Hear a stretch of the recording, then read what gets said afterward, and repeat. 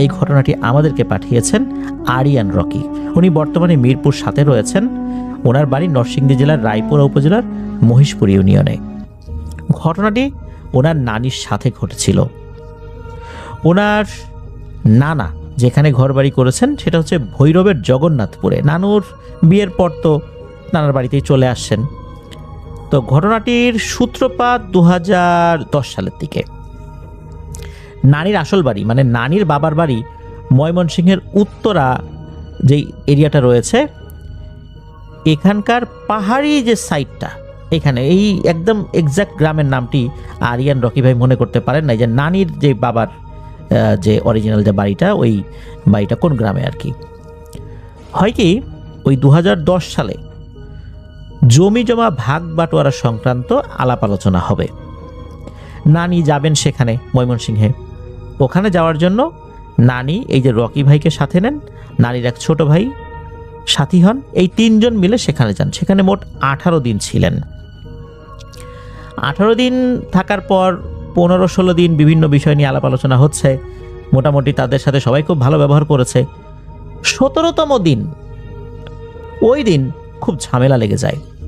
নানির ছিল আরও 2 বোন, আরও এক ভাই। তো এই ভাই তো ওনার সাথে ছিলেন, নানির ছোট ভাই, আর 2 বোন। এই 2 বোন ওনারা আসলে এই জমি জমা নিয়ে বিশাল একটা ঝামেলা পাকান। নানির ভাগের যে জমি, এই জমিটা এই 2 বোন ভোগ দখল করছেন। আর নানি যে ছোট ভাই, তার অংশটা উনি পেয়েছেনই। নানির জমি যে তারা ভোগ দখল করছেন, তারা সেটা দিতে নারাজ। নানিকে তারা বুঝায়ও দিবেন না, জমি বিক্রি করে টাকাও দিবেন না। একটা পর্যায়ে নানি বলেন, আচ্ছা ঠিক আছে তোরাই খা, কমপক্ষে ফসলটা তো আমাকে দে, কিছুটা ফসল দে আমাকে, তাও তো আমি আমার যেই শ্বশুরবাড়ি তাদের কাছে তোমার মুখ থাকে না, সেটাও তারা দেবেন না। তাদের কথা হচ্ছে যে নানি যদি আসতে চান এখানে আসবেন, বেড়াবেন, যে কয়দিন থাকার ইচ্ছা থাকবেন, কিন্তু জমি জমার কোনো অংশ তিনি চাইতে পারবেন না। এইটা নিয়ে তো লেগে গেল বিশাল গন্ডগোল। 17তম দিনে 18তম দিন, এই 18তম দিনে নানি এরকম ঝগড়াঝাটি করে ওখান থেকে রওনা দিলেন। রওনা যখন দিয়েছেন, পথিমধ্যে হঠাৎ করে নানি অসুস্থ হয়ে পড়েন, মারাত্মক অসুস্থ। ওনার বমি হচ্ছে। এই রকি ভাই আর নানির যেই ছোট ভাই, উনি চিন্তা করেছেন যে, বা ওনারা 2জন চিন্তা করেছেন যে জার্নি করেছেন না, তাছাড়া ঝগড়াঝাটি হয়েছে, আসার সময় তো বা ভারী খাবার দাবার খেয়েছেন, এই জন্য এটা হয়েছে, হতেই পারে। ওনারা ট্রেনে ওঠেন। ওনাদের গন্তব্য ভৈরব স্টেশনে ওনারা নামবেন, এরপর জগন্নাথপুরে যাবেন।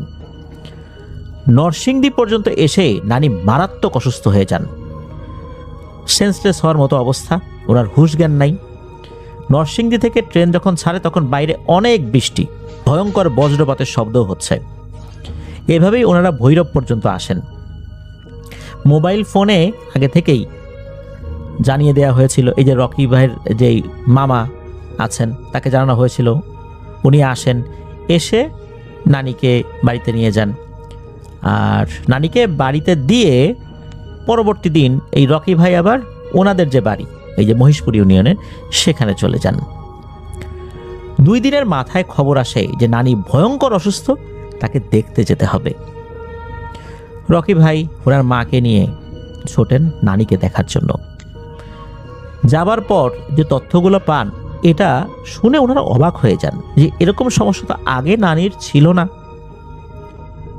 মামা যারা ছিলেন, ওই মামারা বলেন যে বাড়িতে আসার পর রাতের বেলা উনি যখন ঘুমাতে গিয়েছেন, মানুষের ঘুম আসতে তো একটু সময় লাগে, উনি ঘুমাতে যাওয়ার আগে তারও কথাবার্তা বলতেন, বিছানায় শুয়েও কথা বলতেন।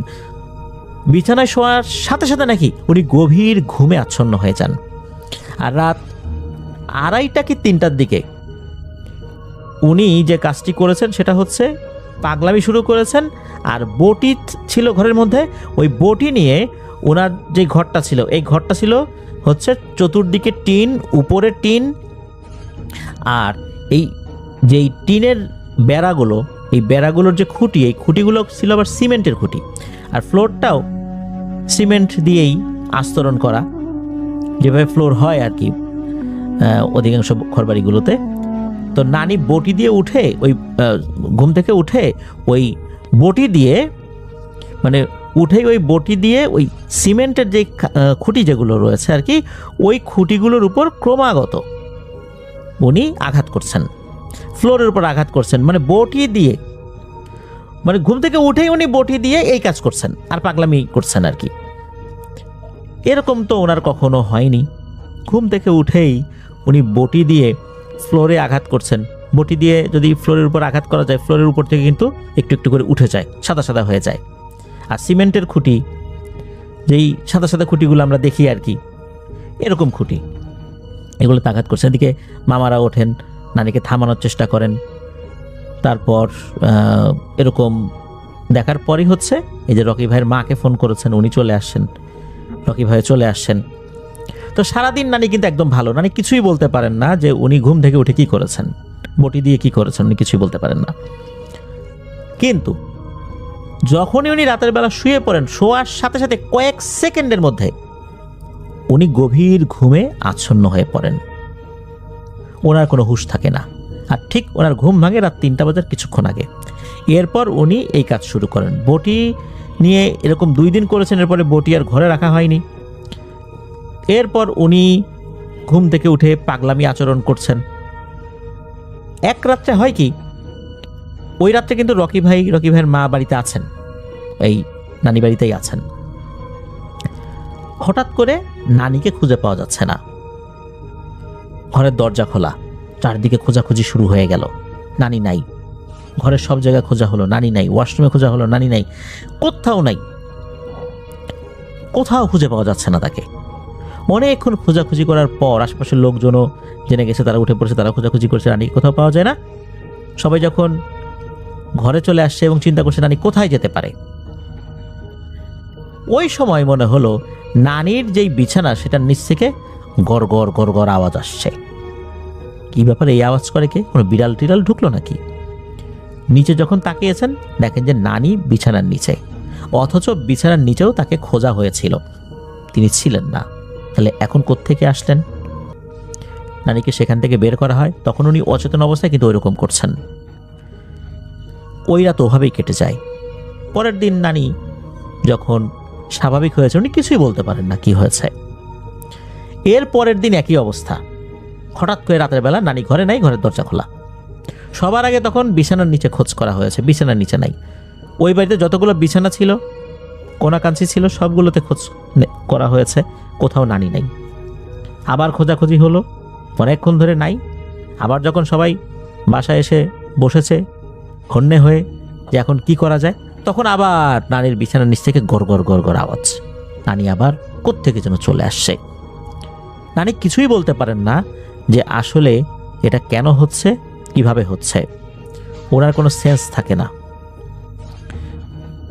এখন আরও একটা সমস্যা দেখা দিল, নানি কিছুই খেতে পারেন না, নানির খাওয়া দাওয়া বন্ধ,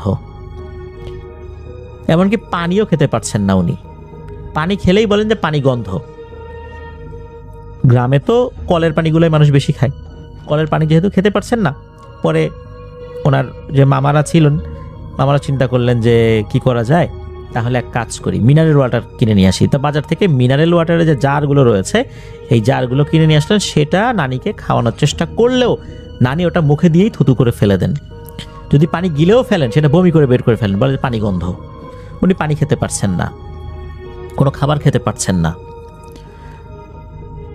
ওই সময় ওনাদের মাথায় আসে যে এটা মনে হচ্ছে কোনো কবিরাজকে দিয়ে সমাধান করতে হবে। তো একজন কবিরাজ আসেন, তাকে নিয়ে আসা হয়। তিনি আসার পর প্রথমে ওই বাড়ির চতুর্দিকে একটু হাঁটাহাঁটি করেন, নানির ঘরে যান, আশেপাশে যান।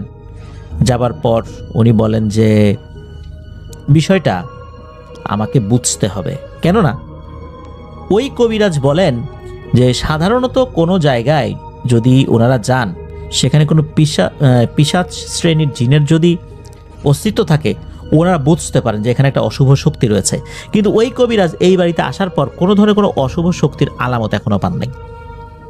তাহলে নারীর কি কোনো মানসিক সমস্যা হয়েছে, অন্য কোনো রোগ হয়েছে? এটা বুঝতে হবে কবিরাজকে। কবিরাজ বলেন যে আমি এই বাড়িতে 2-3 দিন থাকার অনুমতি চাই।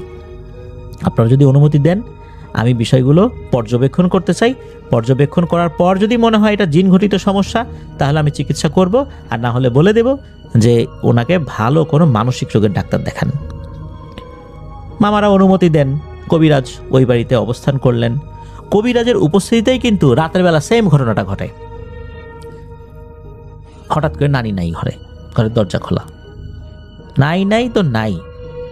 অনেকক্ষণ পর নানি আবার একই রকম ভাবে ওই যে তার বিছানার নিচে গড় গড় গড় গড় শব্দ করতে করতে উপস্থিত হয়েছেন। কিভাবে বের হয়েছেন, কিভাবে আসলেন, বাড়ির দরজাও খোলা ছিল, কিন্তু উনি কিভাবে ঢুকলেন? সবাই বুঝতে পেরেছিল যে খোঁজাখুঁজি করার দরকার নাই, কিছুক্ষণ পরে এমনিতেই খাটের নিচে তাকে পাওয়া যাবে। কিন্তু উনি কিভাবে বাইরে গেলেন, কিভাবে ঢুকলেন এতগুলো মানুষের সামনে, এটা কিন্তু এক রহস্য। কবিরাজ কিন্তু এই জিনিসগুলো দেখলেন। উনি কোনো ঝাড়ফুঁক করেন, উনি শুধু পর্যবেক্ষণ করছেন। নারীর খাওয়া দাওয়ার যে সমস্যাগুলো এগুলো পর্যবেক্ষণ করছেন।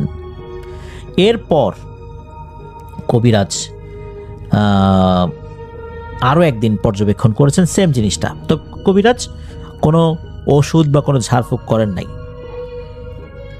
কবিরাজ বললেন যে আসলে এইটা আরও একটা ব্যাপার আছে কিনা এইটার সাথে, এটা বুঝতে হবে, তারপরে গিয়ে এই চিকিৎসা উনি করা শুরু করবেন। তো কবিরাজ উনি ওনার মতো করে কিছু ঝাড়ফুঁক করে দিয়ে যান। উনি আরও কয়েকদিন পরে আসবেন বলে জানান। উনি আরও কয়েকদিন পরে আসেন। এর ভিতরে কিন্তু নারীর সমস্যাটা চলছেই, আর নারী কিছু খেতে পারছেন না। উনি শুকিয়ে একদম কাঠ হয়ে গেছেন। ওনার যেই বয়স ছিল সেই বয়সে স্বাভাবিক যে স্বাস্থ্য থাকার কথা সেটাই ছিল শুরুতে, কিন্তু ওই যে নানি তার যেই মূল বাবার বাড়ি সেখানে গিয়েছিলেন ময়মনসিংহের উত্তরার পাহাড়ি এলাকায়, ওখান থেকে আসার পর থেকেই যে সমস্যা শুরু হয়েছে এটা চলমান রয়েছে। ওই কবিরাজ আসেন, আসার পরে বলেন যে উনি জিন হাজির করবেন, ওনার সাথে থাকা কোনো জিন, আর ওনার সাথে থাকা কোনো জিন হাজির করার পর সেই জিনের মাধ্যম দিয়েই তথ্যটা পাবেন। এছাড়া উনি কোনো তথ্য পেতে পারছেন না, উনি কিছু বুঝতেও পারছেন না। তুলা রাশির একজনকে নিয়ে আসার কথা বলা হলে ওই সময় তুলা রাশির কাউকে খুঁজে পাওয়া যাচ্ছিল না। অতঃপর কবিরাজ সিদ্ধান্ত নিলেন যে উনি ওনার নিজের উপরেই জিন হাজির করবেন।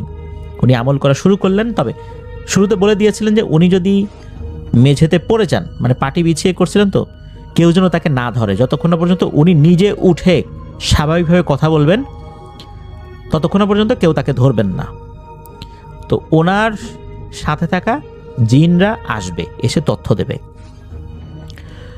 এরপর কবিরাজ আমল করা শুরু করলেন। করতে করতে হঠাৎ করে ঠাস করে ফ্লোরের উপর পড়ে গেলেন। কেউ যদি বসে থাকে, কেউ যদি বসা থাকা অবস্থায় যদি কাউকে পেছন থেকে ধাক্কা দেয়, মানুষ যেরকম ধপাস করে সামনের দিকে ঝুঁকে পড়ে, উনি ওইভাবেই ঝুঁকে পড়ে যান। ঠাস করে ঝুঁকে পড়ার পর 7-8 সেকেন্ড এরকমই থাকেন। এরপর উঠে বসেন, উঠে বসে সালাম দেন। সালাম দেওয়ার পর তখন ওই কবিরাজ মেয়েলি কণ্ঠে বলতে, প্রথমে পুরুষের কণ্ঠে বলছেন যে কেন তাকে ডাকা হয়েছে। তখন ওই যে মামা এই সবগুলো কথা খুলে বলেন যে এই ঘটনা তার মায়ের সাথে এই বিষয়টা হচ্ছে। তখন বলেন আচ্ছা ঠিক আছে, আমি দেখছি, অপেক্ষা করো। এই বলেই কবিরাজ আবার ধপাস করে মাটিতে আছড়ে পড়েন, একই রকম ভাবে যেভাবে প্রথমটা হয়েছিল। এরকম থাকে কয়েক মিনিট। এরপরে কবিরাজ আবার উঠে বসেন, উঠে বসে আবার উনি সালাম দেন। তবে এবারের কণ্ঠটা একদম মেয়েলি কণ্ঠ, আর পূর্বের কণ্ঠটা ছিল পুরুষালী কণ্ঠ। তো পূর্বে পুরুষালী কণ্ঠ আর এখন মেয়েলি কণ্ঠ। তো মামা সালাম দিয়েছেন, তখন সালামের জবাব নিয়েছেন খুব সুন্দর করে, আর বললেন যে একটু আগে যে এসেছিল সে আমার বড় ভাই, আমি তার বোন, আমরা 7 ভাই বোন। মূলত আমার বড় ভাই কিছু তথ্য জেনে আমাকে বলেছে, এই জন্য আমি আসলাম। এই মহিলার উপরে 41 দিনের একটা ভয়ঙ্কর কালো জাদু করা হয়েছে, আর পরপর 7টা বান মারা হয়েছে। আর এই বান মারার জন্য 7টা জিনকে দায়িত্ব দেওয়া হয়েছে, যার মধ্যে 3টা খুবই শক্তিশালী পিশাচ শ্রেণীর জিন। এরা যখন যে দায়িত্ব নেয় এই দায়িত্ব থেকে তারা কখনোই সরে যায় না, এরা এটা করবেই, এ পর্যন্ত তাদের সরে আসার কোনো রেকর্ড নাই। এরকম একটা কালো জাদু তার উপর করা হয়েছে। এই জাদুর মেয়াদ 41 দিন। এরপর ভয়ঙ্কর কিছু হয়ে যাবে। সমাধান কি? তখন বললেন যে সমাধান এটা অত্যন্ত কঠিন বিষয়, এই সময়ের মধ্যেই অনেক ক্ষয়ক্ষতি হয়ে গেছে। তবে ওই সময়ে যেটা হয় সেটা হচ্ছে উনি কিছু বিষয় বলেছিলেন, ওই জিন যে কি করতে হবে উনি একটা নির্দিষ্ট সময় বলেছিলেন যে 7 নদীর পানি আনতে হবে, যেই নদীগুলো এমন যে সেদিক দিয়ে আসলে ওরকম লঞ্চ ট্রলার এগুলো ওভাবে চলে না, শুধু মাছ টাছ যদি কেউ ধরে, মানুষ স্বাভাবিক ছোটোখাটো কোনো কাজ করে, এরকম নদীর মানে 7টা নদীর পানি আনতে হবে, 7টা কবরস্থানের পানি আনতে হবে, আর 7টা মোমবাতি আনতে হবে, এরকম কথা বলেছিলেন। আর কবিরাজ আগে থেকে বলেছিল যে এই রিচুয়ালটা করার আগে, মানে উনি যে রিচুয়াল করতে বসেছেন এটা করার আগেই কলা আনতে হবে আর মিষ্টি আনতে হবে। মিষ্টি খুবই ভালো হতে হবে, আর কলা হতে হবে বাজারের সবচাইতে মিষ্টি কলা। তো সবচাইতে মিষ্টি কলা গ্রামে যেটা পাওয়া যায় সেটা হচ্ছে বিচি কলা। বিচি কলার মধ্যেও মিষ্টির তারতম্য রয়েছে। আমরা ফরিদপুর অঞ্চলে এগুলোকে বিচে কলা বলি, মূলত এটা বিচি কলা। সেরকম কলা আনা হয়। প্রথমে ওই জিনকে অফার করা হয় যে আপনাদের জন্য তো মিষ্টি কলা আনা হয়েছিল, আপনারা যদি নেন আমরা খুব খুশি হব। তখন নাকি একটা মিষ্টি হাতে নেয়, হাতে নেওয়ার পরে নাকের কাছে দিয়ে একটু সেন্ট নেয়, এরপরে বলে না এই মিষ্টিটা ভালো না, এটা খাবো না, এই বলে রেখে দেয়। তখন মামা বলে যে তাহলে কলাটা খান। কলাটা হাতে নেয়, স্বাভাবিকভাবেই ছোলে, তবে ছোলার প্রক্রিয়াটা একটা বাচ্চা মানুষরা যেভাবে কলা ছোলে ঠিকমতো বড়দের মতো করে ছুলতে পারে না, ওইভাবেই ছোলে। ছোলার পর কি করে, বিশাল বড় এক হা করে পুরো কলাটা মুখের মধ্যে ঢুকিয়ে দেয়। ঢুকিয়ে দেওয়ার পরপরই মানে 2 সেকেন্ড পরই ওই কলাটা আবার বাইরে থু করে ফেলে দেয়, বলে এই কলা টক। মামা বলে যে টক কিভাবে টক হলো, এটা তো বাজারের সবচেয়ে মিষ্টি কলা। বলে এটা আমাদের কাছে টক মনে হয়েছে, এটা খাওয়া যাবে না। তবে মিষ্টিটা কেন খেতে পারলাম না, কলাটা কেন টক মনে হলো, এর পিছনে অন্য কোনো কারণ থাকতে পারে। তবে তোমরা মিষ্টি নিয়ে আসছো, কলা নিয়ে আসছো, খাইতে পারলাম না, এটা নিয়ে তোমাদের উপর আমাদের কোনো অভিযোগ নেই, এটার অন্য কারণ আছে, এটা তোমরা বুঝবে না। তো যাই হোক, ওই পরবর্তী ট্রিটমেন্ট কখন হবে কিভাবে হবে এই বিষয়টা জানিয়ে দেন। এরপর ওই জিনটা চলে যান। চলে যাওয়ার পরও যেটা হয় সেটা হচ্ছে যে ওই কবিরাজ ধপাস করে আবার মাটিতে পড়েন। এর 1-2 মিনিট পর কবিরাজ নিজে নিজেই উঠে বসেন, নিজের যে আঙ্গুলগুলো ওগুলো কচলাচ্ছেন এবং উনি বলছেন যে এখন তোমরা বলো তো কি হয়েছিল, এখন কিন্তু আমার উপর জিন নাই, আমাকে বলো কি হয়েছে। তখন এই বিষয়গুলো যখন বলা হয় তখন বলে ঠিক আছে তাহলে এই আয়োজনটা করো, আমি কয়েকদিন পরে আসব। তো কবিরাজ পরে আসেন, আসার পর সেই আয়োজন করা হয়। আয়োজনের উদ্দেশ্য ছিল ওই জিনগুলোকে হাজির করা। কবিরাজ অনেক চেষ্টা করেন, কোনোভাবেই ওই জিনগুলো হাজির হয় না। 7 নদীর পানির সাথে 7 কবরস্থানের যে মাটি এগুলো মিক্স করা হয়, কাদার মতো বানানো হয় আর কি। তার উপরে মোমবাতি রাখা হয়, 7টা আগুন ধরিয়ে ওই জিনগুলোকে হাজির করানোর চেষ্টা করা হয়, কিন্তু কবিরাজ ব্যর্থ হন। কবিরাজ বলেন যে তার কাছে থাকা যেই 7টা জিন রয়েছে এরাও শক্তিশালী, তবে এরা আল্লাহওয়ালা জিন, এরা ওই ধরনের যেই পিশাচ শ্রেণীর জিনগুলো রয়েছে ওদের সাথে পারবে না, ওরা খুবই কালো জাদুতে পারদর্শী, আর এরা এই জিনিসগুলোতে পারদর্শী না। যার কারণে এরা কিছু তথ্য এনে দিতে পারলেও তাদের সাথে লড়াই করতে তারা সক্ষম নয়, আর ওই জিনগুলোকে হাজিরও করা গেল না। কবিরাজ ব্যর্থ হয়ে চলে গেলেন। এভাবে কিন্তু দিন চলে যাচ্ছে, ভয়াল 41 দিন। 41 দিনের মধ্যে অনেকগুলো দিন কিন্তু পার হয়ে গেছে, এইভাবে 1 দিন 2 দিন করতে করতে করতে করতে। এরপরে ওনাদের পরিচিত একটা এলাকা থেকে একজন পাগলি আসে। এই পাগলি বলতে ওই রকম পাগলি না যে তার মাথাটা ঠিক না, বিষয় এরকম না, উনি ওই যে কিছু ঝাড়ফুঁক করেন আর কি, অনেকে পাগলি বলে থাকেন। তারপরে অনেকের কিছু জড়িবুটির চিকিৎসা দেন।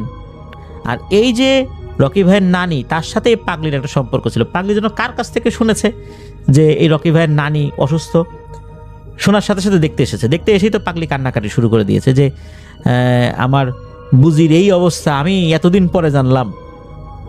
হায় হায়, এখন কি হবে, এখন আমি কি করব, এই বুজির আমি কিভাবে সুস্থ করব। ওর কাছ থেকে কত কিছু নিছি, আসছি, গল্প করছি, আজ ওর এই অবস্থা।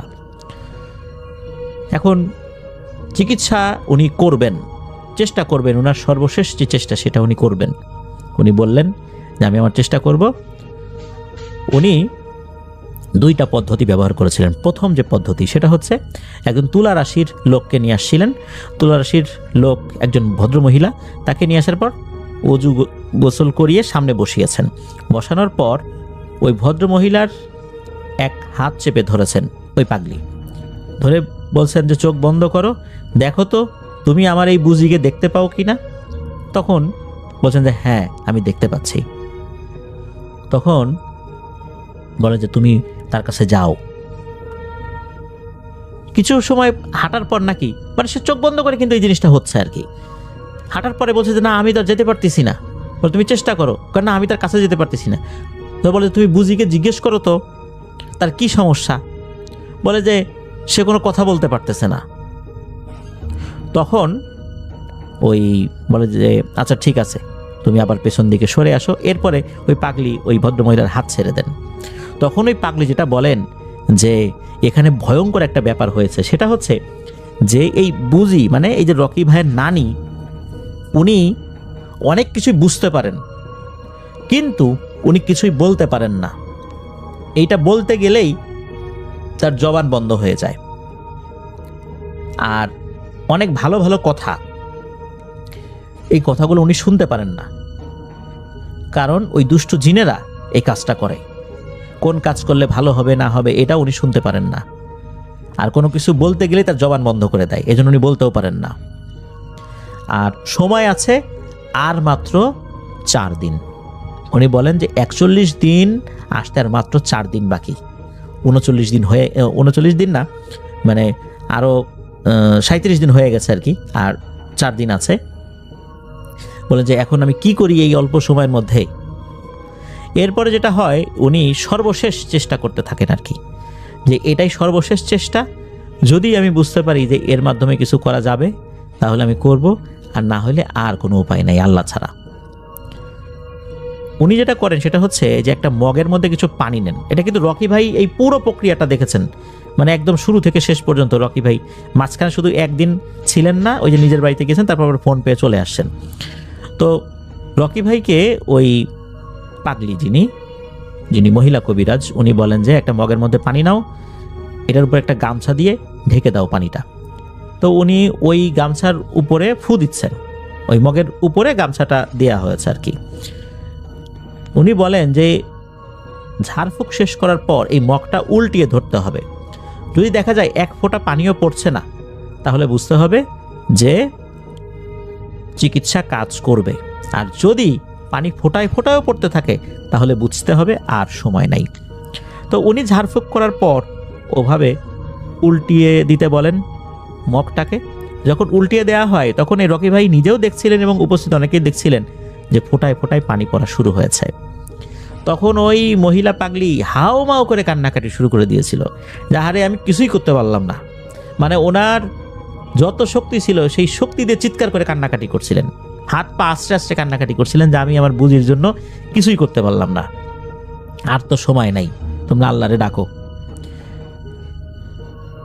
41তম দিন যেদিন, সেদিন দেখা যায় যে এই যে নানির যে 2 বোন, ওই যে ময়মনসিংহের উত্তরার পাহাড়ি এলাকায় থাকে, এই 2 বোন কানতে কানতে আসতেছে, আরে আমার বোন মরে গেছে রে, আমার বোন মরে গেছে।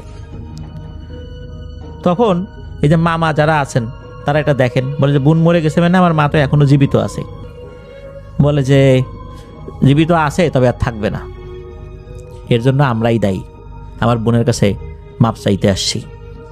তো তারা নানির কাছে যান। নানি তো কথা বলতে পারছিলেন না, এতটা অসুস্থ। ওনার আর আসলে উনি তো পানিও খেতে পারতেন না, ওনার আর কোনো কথা বলার অবকাশ ছিল না, একদম শুকিয়ে কাঠ হয়ে গিয়েছিলেন, জীবন্ত কঙ্কাল। তখন ওই বোনের কাছে গিয়ে তারা হাউমাউ করে কান্নাকাটি করে মাফ চেয়েছিলেন যে বোন, আমরা অন্যায় করছি, বুঝতে পারি নাই, সম্পত্তির লোভে আমরাই এই কাজ করছি, তোমাকে মেরে ফেলার জন্য 41 দিনের বান মারছিলাম, পরপর 7টা বান তোমাকে মারা হয়েছে, আমরা এর জন্য দায়ী, আমাদেরকে মাফ করে দাও। তো এই কথা বলতে বলতেই নাকি মানে 10 মিনিটের মধ্যে নানি শেষ নিঃশ্বাস ত্যাগ করেন। ইন্না লিল্লাহি ওয়া ইন্না ইলাইহি রাজিউন। বাড়ির লোকজন ক্ষিপ্ত হয়ে এই দুইজনকে বাড়ির ভেতরে আর রাখেন নাই, তাকে বাইরে বের করে দিয়েছিলেন। নারীর গোসল, দাফন কাফন সবকিছু সম্পন্ন হয়। এই দুই বোন চলে যায়। পরবর্তীতে এই দুই বোন আবার এই যে রকি ভাইয়ের মায়ের কাছে আসে।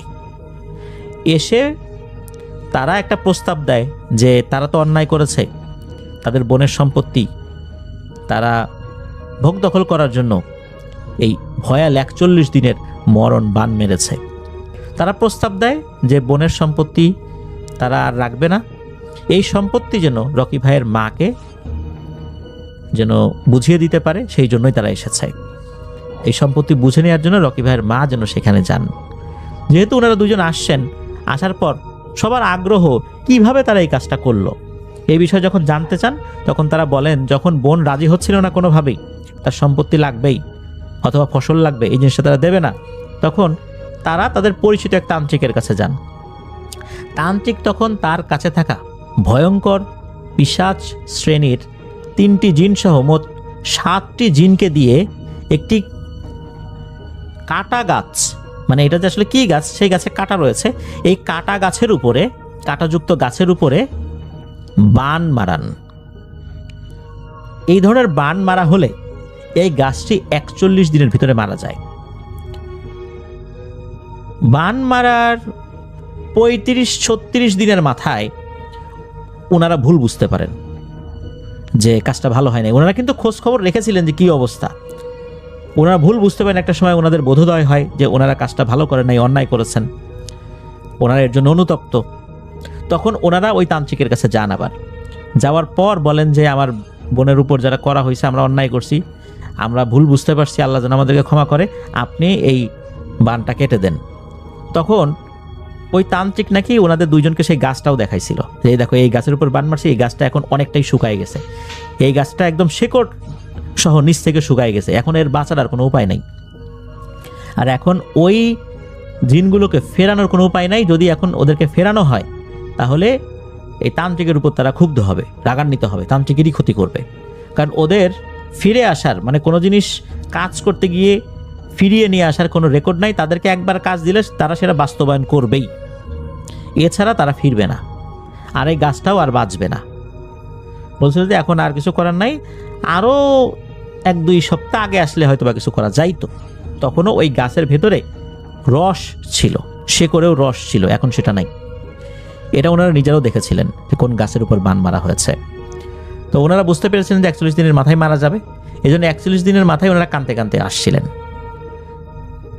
এখন কথা হচ্ছে যে রকি ভাইয়ের মা সেই সম্পত্তি নেবেন কিনা, যাবেন কিনা।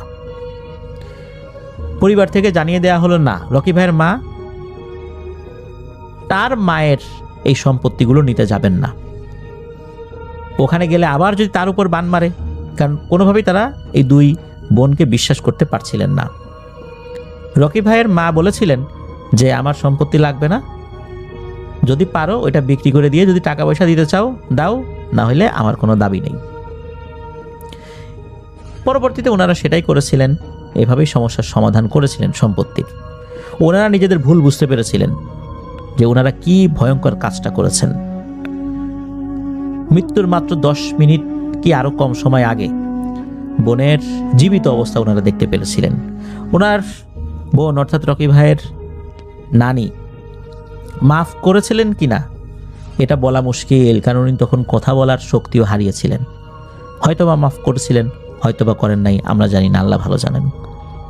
ওনারা যে অনুতপ্ত হয়েছেন এটাও একটা বড় বিষয়। অনুতপ্ত হয়ে আবার তান্ত্রিকের কাছে গিয়েছিলেন, কিন্তু সময় শেষ হয়ে গিয়েছিল, আর সম্ভব হয়নি সেটা ফেরানো। প্রিয় লিসেনার্স, ঘটনাটি এ পর্যন্তই।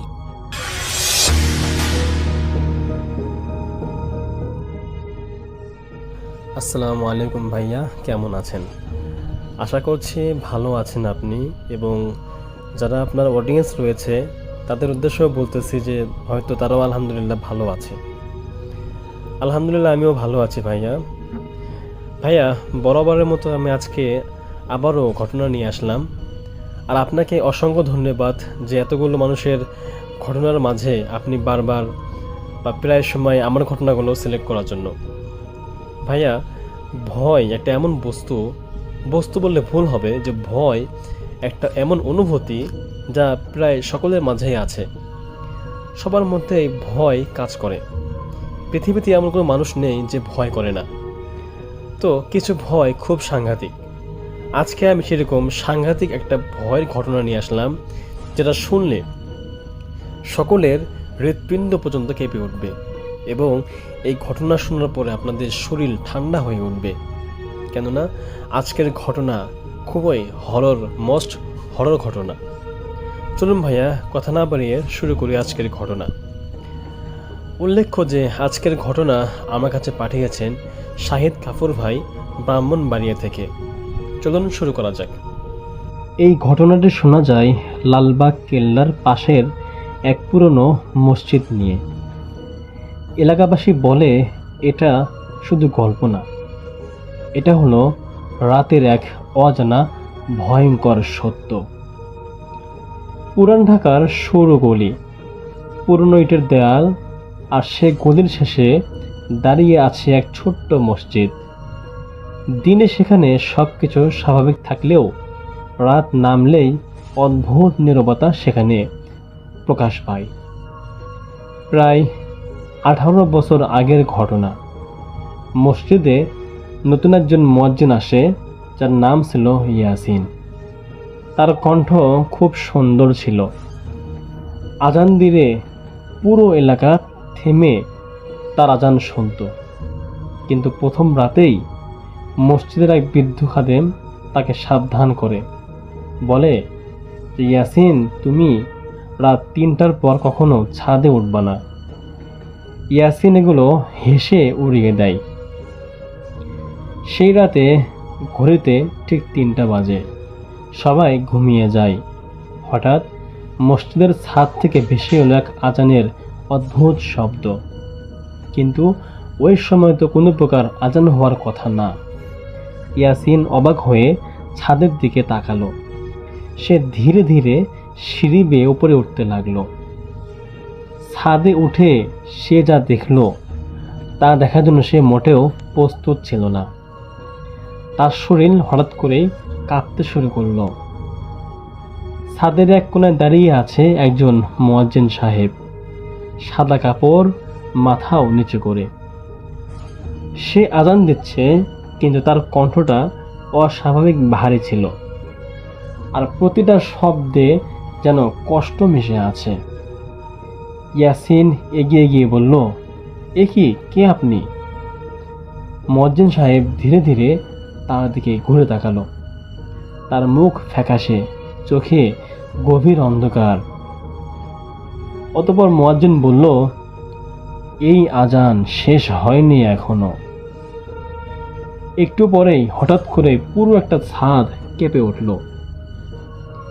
ইয়াসিন দৌড়ে নিচে নামতে চাইল, কিন্তু নামার জন্য সিঁড়ি নেই ছাদে। চারদিকে শুধু অদ্ভুত ভয়ানক অন্ধকার। আর সেই কণ্ঠ আবারও ভেসে এলো, যে শুরু করে তাকেই শেষ করতে হয়। পরদিন সকালে মসজিদের ছাদে পাওয়া গেল ইয়াসিনের জুতা, কিন্তু সে নেই। এরপর থেকে মাঝে মাঝে রাত 3টার পর লোকজন বলে এখনো মসজিদের ছাদ থেকে আজানের শব্দ ভেসে আসে, কিন্তু কেউ কখনো দেখতে পায় না আসলে আজানটা কে দিচ্ছে। আর যদি কেউ ভুল করে ছাদে উঠে যায়, তাহলে সে আর ফিরে আসে না, কারণ সেই শেষ আজান যেন এখনো শেষ হয়নি। তো ইয়াসিন নিখোঁজ হওয়ার পর লালবাগ কেল্লার পাশের সে মসজিদ নিয়ে চারদিকে গুঞ্জন ছড়িয়ে পড়ে। রাত 3টার পর কেউ আর ওইদিকেই যেত না। মসজিদের দরজা বন্ধ রাখা হতো, কিন্তু তখনও আজানের শব্দ থামেনি। কিছুদিন পর এলাকার মানুষ একজন বয়স্ক ইমাম, তার নাম ছিল হাফেজ আব্দুল করিম, তাকে নেওয়ার সিদ্ধান্ত নিলেন। এবং তিনি নিজেই বিষয়টা দেখবেন এমনটা আশ্বাস দিলেন। সেই রাতে ঘড়িতে ঠিক 3টা বাজে, হালকা কুয়াশা। হঠাৎ ছাদ থেকে আবার সেই পুরনো আজানের শব্দ ভেসে এলো, কিন্তু এবার কণ্ঠটা আরো ভারী, আরো কষ্টে ভরা মনে হচ্ছিল। হাফেজ করিম ধীরে ধীরে সিঁড়ি বেয়ে ছাদে উঠলেন। ছাদে উঠে তিনি থমকে গেলেন। দেখলেন এক না 2জন মুয়াজ্জিন দাঁড়িয়ে আছে। একজন অজানা সেই পুরনো মানুষ, আরেকজন হলো ইয়াসিন। ইয়াসিনও আজান দিচ্ছে, কিন্তু তার চোখ ফাঁকা, তার মুখে কোনো প্রকার প্রাণ নেই। 2জন একসাথে আজান দিচ্ছে, কিন্তু শব্দগুলো মিলছে না। একটা টানছে সামনে, আরেকজন টানছে পিছনে। পুরো ছাদ কেঁপে উঠছে। হাফেজ করিম সাহেবের কাপা গলায় বললেন, থামো, এটা আল্লাহর ঘর, এখানে এইভাবে নয়। এমনটা শোনার পর হঠাৎ 2জনই একসঙ্গে থেমে গেল। তারপর ধীরে ধীরে মাথা তাকিয়ে ফিরে তাকালো এবং একসাথে বলল,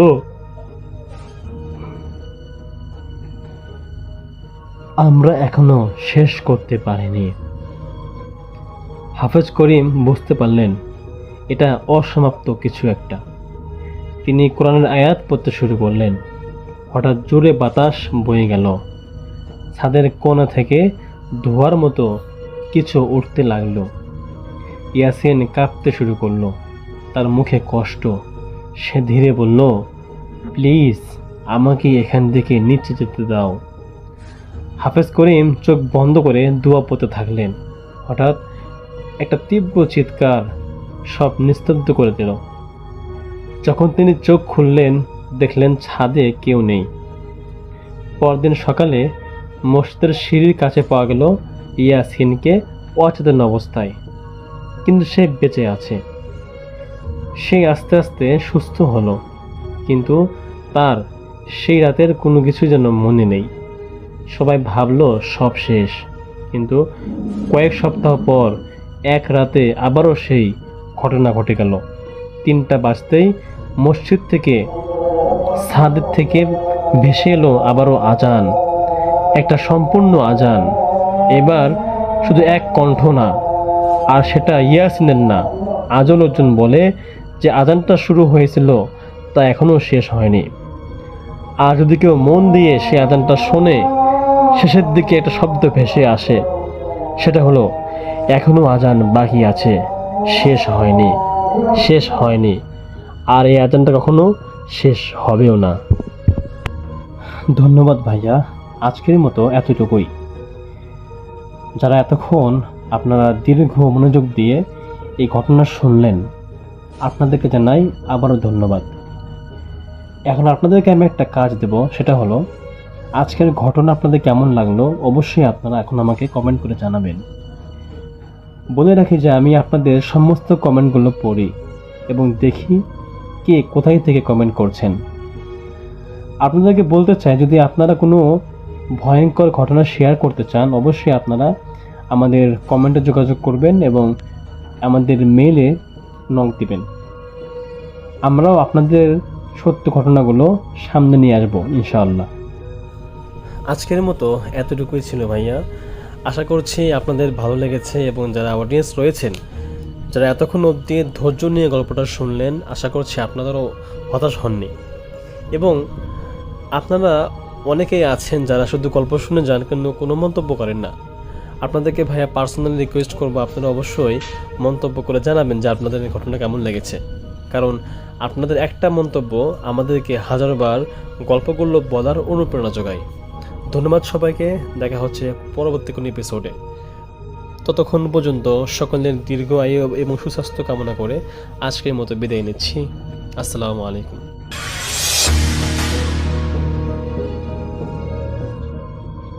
আমি শুভ্র, থাকি ব্রাহ্মণবাড়িয়া। কিছুদিন আগে পাড়ার এক বড় ভাইয়ের বিয়েতে গিয়ে অনেক পুরনো একজন বন্ধুর সাথে দেখা হয়। যথারীতি ছোটবেলার কথাবার্তা বলতে গিয়ে কথোপকথন শুরু করি এবং এক পর্যায়ে জিন ভূতের কথা আসতে আমি ওকে জিজ্ঞেস করি যে ওর কোনো ঘটনা আছে কিনা বা ঘটনা জানে কিনা। সে আমার সাথে যে ঘটনাটা শেয়ার করে, ঘটনাটা আমি ওর নিজের ভাষায় বলছি। ঘটনাটা আজ থেকে 30 বছর আগের। মামা তখন মাদ্রাসায় পড়তেন। 12 বছর বয়সে মামাকে নানা জোর করেই মাদ্রাসায় ভর্তি করিয়ে দেন। একদিন মামা মাগরিবের নামাজ পড়ে বাইরে বের হন।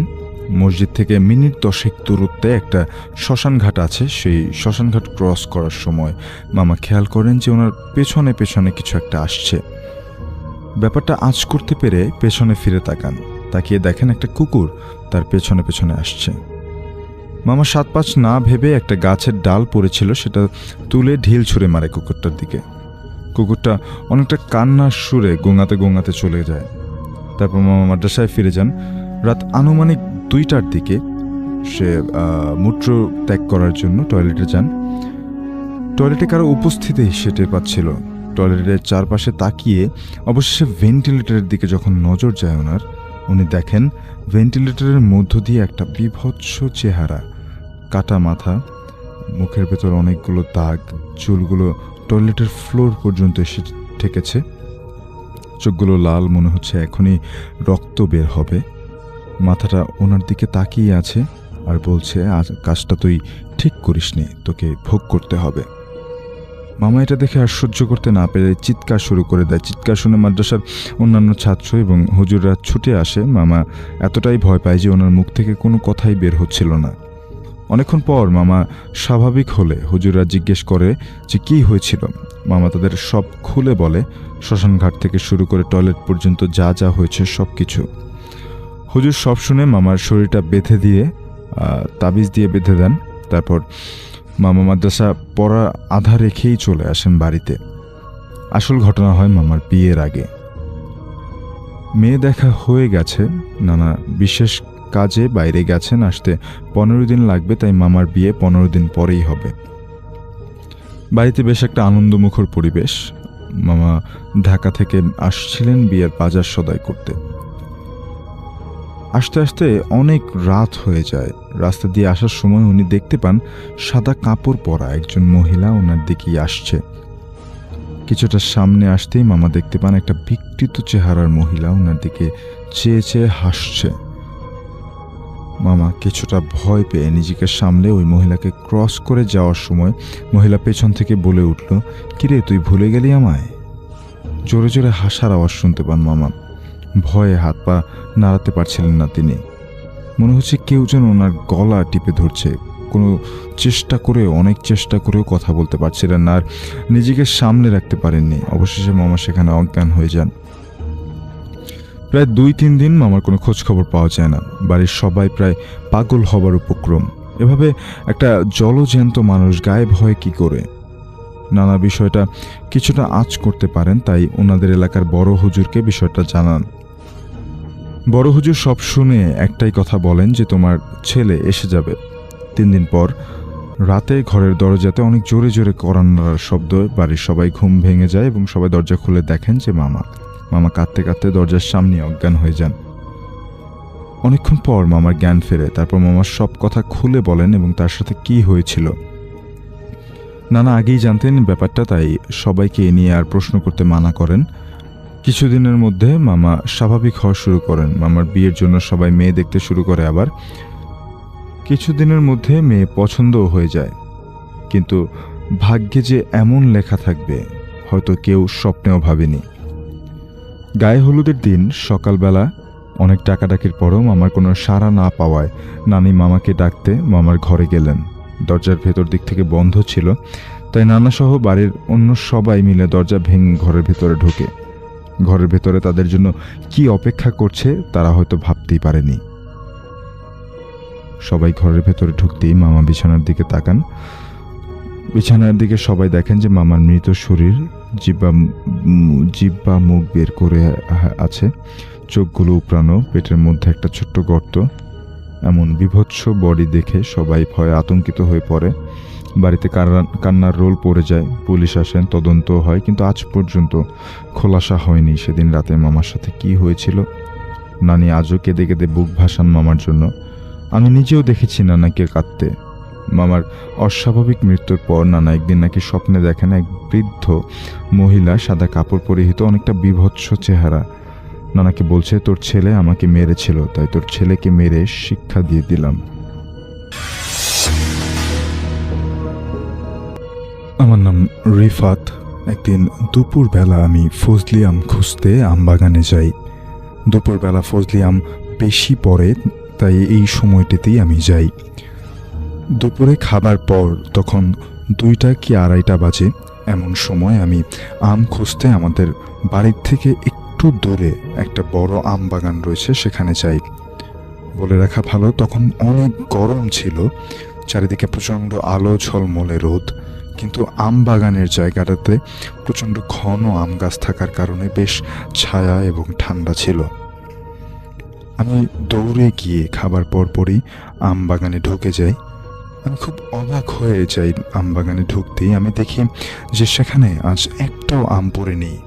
রোজ যেখানে কিনা 5-6টা করে আম পাই, সেখানে আজ একটা আমও নেই।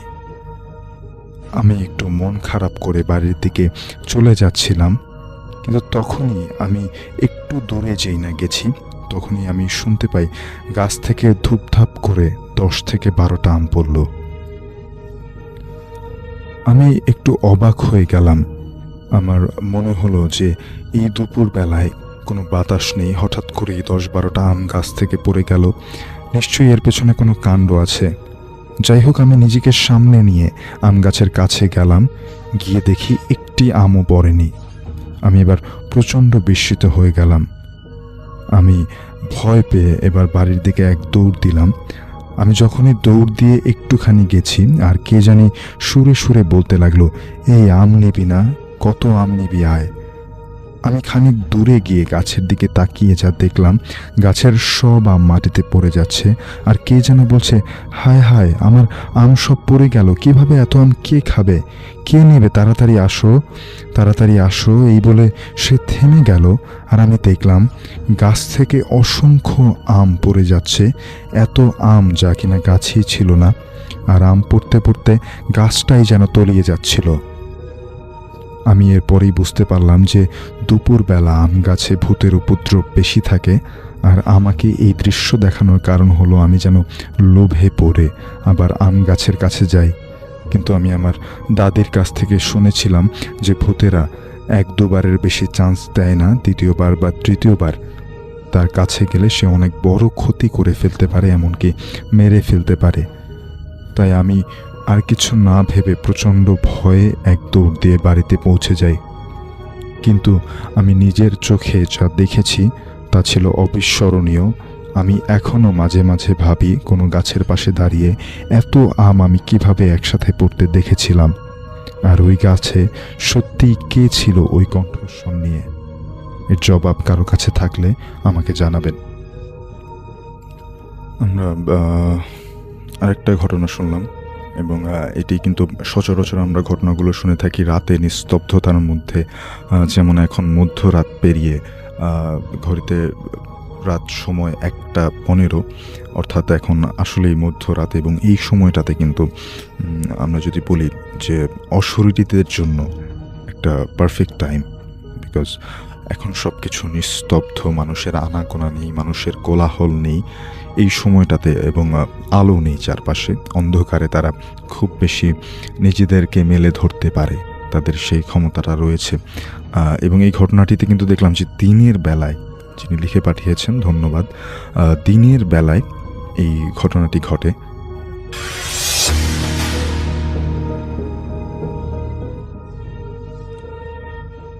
সময়টা ছিল 1988 সাল।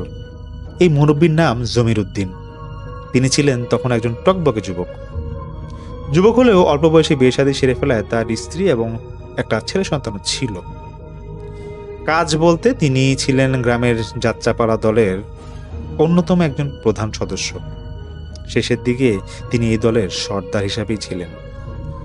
সেই সময়টাতে গ্রামের পাড়ায় পাড়ায় বিভিন্ন অনুষ্ঠানে যাত্রাপালা হতো, যেটাকে এখনকার আধুনিক যুগে মঞ্চ নাটক বলা হয়ে থাকে আর কি। জমির উদ্দিন তার দলের সাথে অভিনয় করতো, আর সাথে মন্দিরাও বাজাতো। অনেকে মন্দিরাটাকে না বুঝতে পারে একটা বাদ্যযন্ত্রের মতো, যেটা যাত্রাপালায় ব্যবহার করা হতো। একদিন তারা একটা গ্রামে যায় যাত্রাপালা করতে। সেদিন তারা বেহুলা আর লক্ষ্মীনন্দের যাত্রা করছিল। শেষ হতে রাত প্রায় 10টা বেজে যায়। সকল মানুষ চলে যাওয়ার পর তারা টাকা পয়সা বুঝে নিয়ে স্টেজগুলো সবকিছু গোছানো শুরু করে। সবকিছু গুছিয়ে রাত 11টার দিকে তারা বাড়ির উদ্দেশ্যে রওনা হয়। মাঝপথে একে একে মানুষ দল থেকে কমতে শুরু করে, কারণ তাদের এক একজনের বাড়ি ছিল এক এক জায়গায়। তো শেষ অবধি তারা 3জন থেকে যায়, জমিরুদ্দিন, আমিনুল আর সাদেক। শীতের সময় তো ধান কাটা জমিনের মাঝখান দিয়ে তারা গান গেয়ে ফুর্তি করতে করতে তারা হাঁটছিল। তো পথের মধ্যে সাদেক হঠাৎ লাফ দিয়ে উঠে বলে, ও মার, এটা কি? আমার পা দিয়ে এটা কি উঠলো? জমিরুদ্দিন হাতের ছোট লণ্ঠন এগিয়ে দেখে একটা কালো সাপ সাদেকের পায়ের পাশ দিয়ে ফুসফুস করে চলে যাচ্ছিল। আমিনুলের কাঁধে ছিল স্টেজ বাঁধার কাজে ব্যবহার করা কয়েকটা রডের টুকরা। জমিরুদ্দিন বেশি কিছু না ভেবে হুট করে আমিনুলের কাঁধ থেকে এক টুকরা রড নিয়ে সাপটাকে সজোরে আঘাত করে। এক বাড়িতে সাপটা জড়সড় হয়ে যায়, আর সেই সুযোগে সে উপর্যুপরি আরো কয়েকটা আঘাত করে বসে।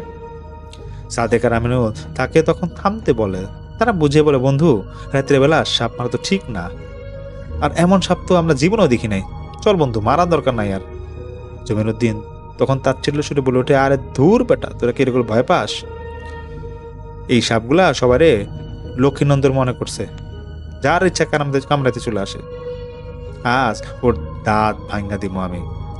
এটা বলে সে আরো কয়েকটা আঘাত করে তারপর বলে, বন্ধু দেখছো, এত বড় সাপ যদি আগে পাইতাম তাহলে আজকে যাত্রায় সবার সামনে এটা নাচতাম।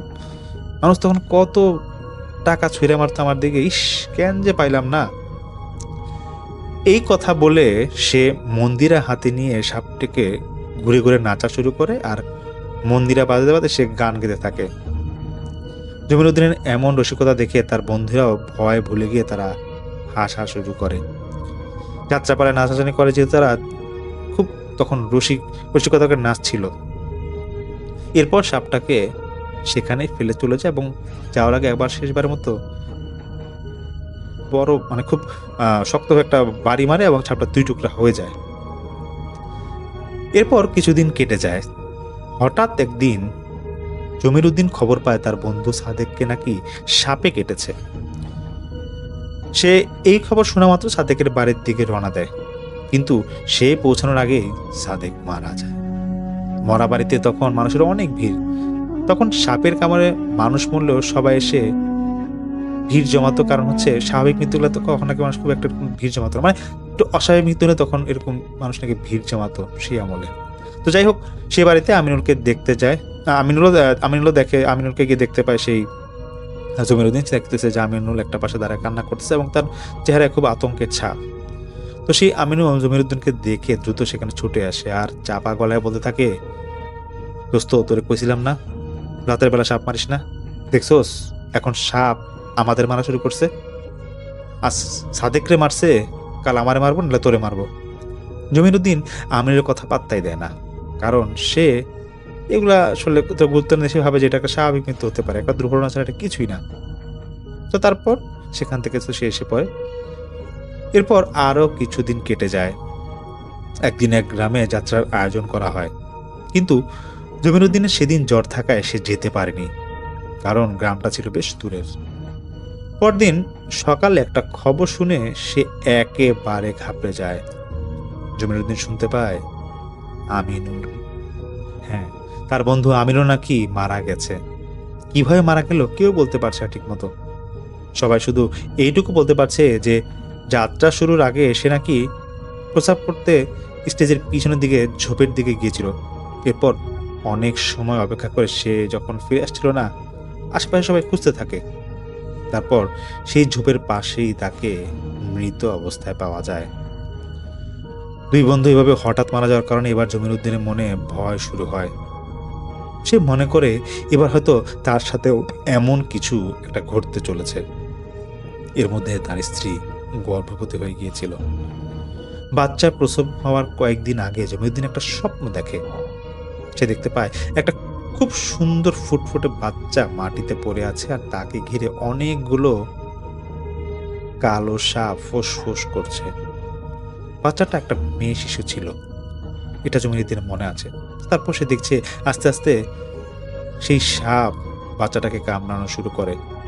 বাচ্চাটা চিৎকার দিয়ে কান্না করছিল। জমিরুদ্দিন শুধু সেসব দৃশ্য দেখে যাচ্ছিল, কিন্তু কিছুই করতে পারছিল না। সাপগুলো কামড়ে কামড়ে বাচ্চাটার কোমল মাংস তুলে নিচ্ছিল। দুইটা সাপ তো চোখের সামনে, জমিরুদ্দিনের চোখের সামনেই বাচ্চাটার চোখটা বের করে ফেলে। আর এই দৃশ্য দেখার পরে জমিরুদ্দিন লাফ দিয়ে উঠে সে বিছানায় বসে যায়। সে বুঝতে পারে এতক্ষণ সে একটা ভয়ানক স্বপ্নের মধ্যে ছিল, কিন্তু এটা নিয়েও সে বেশ অবাক হয়ে যায়। গর্ভবতী নারীরা এই সময় আজেবাজে স্বপ্ন দেখে, কিন্তু তার স্ত্রী এমন কিছুই দেখো না, উল্টো সে আজেবাজে স্বপ্ন দেখছে। কেন ব্যাপারটা ঘটলো সে বুঝতে পারলো না। এর কিছুদিন পর জমিরুদ্দিনের এক মেয়ে সন্তানের জন্ম হয়। জন্ম হওয়ার পর সে যখন তার মেয়েটাকে কোলে নেয়, সে তো দেখে বেশ অবাক হয়ে যায়, কারণ স্বপ্নে যেরকম বাচ্চা সে দেখেছিল হুবহু সেরকমই হয়েছে তার মেয়েটা।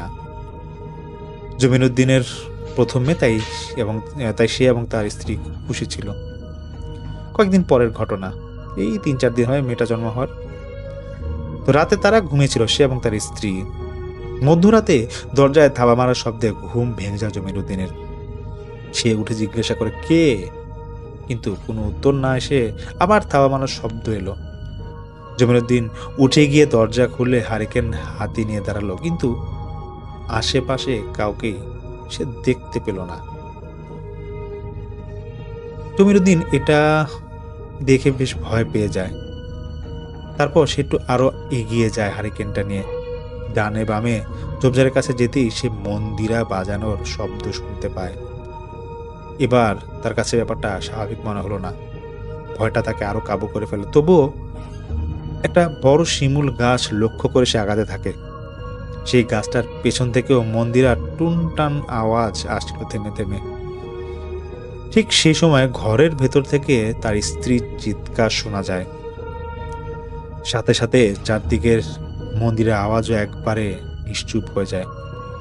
জমিরুদ্দিন হারিকেন হাতে ঘরের ভিতরে প্রবেশ করে আর দেখতে পায় তার স্ত্রী ভয়ার্তভাবে বসে আছে। খাটের মাথার পাশে বেড়া ভাঙ্গা, এবং আর যে তার যে সদ্যজাত যে শিশুটা ছিল, মেয়েটা ছিল, সে বিছানায় নাই।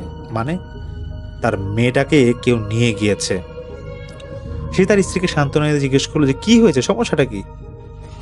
তার স্ত্রী ভয়ে ভয়ে বলল, মন্দিরের শব্দে তারও ঘুম ভেঙে যায়। আর তখনই সে দেখতে পায় অন্ধকার ঘরের মধ্যে যে বাঁশের বেড়া ভেঙে কালো আকৃতির এক লম্বা হাত বা হাতের মতো হবে কিছু একটা হয়েছে, এটা বিছানায় এসে পড়ে।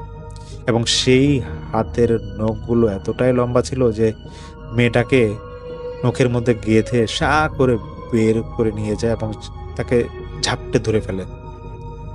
এমন কথা শুনে জমিরুদ্দিন নিজেও ভয় পেয়ে যায়। সে এটাও বুঝতে পারে এটা নিশ্চয়ই খারাপ জিন ভূতের কারবার। তবুও তার স্ত্রীকে সান্ত্বনা দেওয়ার জন্য সে বাইরে গিয়ে ভয়ে খোঁজাখুঁজি করে, এদিক সেদিক অনেক জায়গায় খুঁজে, কিন্তু কোথাও তার মেয়েকে পাওয়া যায় না। সদ্য জন্মনে একটা শিশু যে ঠিকমতো মায়ের বুকে দুধ পান করেনি, যার নামও তখন ঠিকভাবে রাখা হয়নি, তার আগে এইভাবে সে হারিয়ে গেল। ব্যাপারটা জমিরুদ্দিন এবং তার স্ত্রীর জন্য বেশ কষ্টদায়ক ছিল। যাই হোক, এরপর এমনিতে তাদের আর কোনো সমস্যা হয় না। বছর খানিক কেটে যায়। এক সময় তার স্ত্রী আবার অন্তঃসত্ত্বা হয়। জমিরুদ্দিন বেশি বেশি খেয়াল রাখা শুরু করে তাকে। একজন হুজুরের কাছ থেকে তাবিজ এনে রাখে। এবার জন্ম হয় ছেলে সন্তান। সবাই বলে দেখে শুনে রাখবার জন্য। 2-1 দিন চলে যায়, কোনো সমস্যা হয় না। এরপরে একদিন সন্ধ্যায় তার স্ত্রী রান্না করছিল, আর বাচ্চাটা বিছানায় শোয়া অবস্থায় ছিল। হঠাৎ জমিনের স্ত্রী ধাম করে একটা শব্দ শুনতে পায় পেছন থেকে। সে দ্রুত পেছন ফিরে তাকায় আর দেখতে পায় বেড়ার এক সাইড বড় একটা ফুটা হয়ে যায়, আর বিছানার যে তার সদ্য জন্মের বাচ্চাটা আছে সে আর নেই। বেড়ায় লাগানো বাঁশের কঞ্চি বেয়ে তখনও ফোটা ফোটা রক্ত টপ টপ করে পড়ছে, যা দেখে জমির স্ত্রী আর সহ্য হয় না, সে অজ্ঞান হয়ে পড়ে যায়। রাতে জমিরুদ্দিন বাজার নিয়ে সেই অবস্থা দেখে সে নিজেও মানসিকভাবে দুর্বল হয়ে পড়ে। এরপর কেটে যায় অনেকগুলো বছর। প্রায় 5 বছর পর গিয়ে আবার ছেলে সন্তান জন্ম হয় জমিরুদ্দিনের স্ত্রীর। ছেলেটা ভালোভাবে বড় হচ্ছিল, কোনো সমস্যা তেমন আর হয় না। একমাত্র ছেলে প্রাপ্তবয়স্ক হলে তাকে বিয়ে দিয়ে দেওয়া হয়। একসময় ছেলের স্ত্রীও গর্ভবতী হয়, তবে এবার সে তার ছেলে আর ছেলের বউকে বাবার বাড়ি পাঠিয়ে দেয়। বাচ্চা প্রসবের দিন অবস্থা খারাপ হয়, তারা তাকে পাশের হাসপাতালে নিয়ে যায়।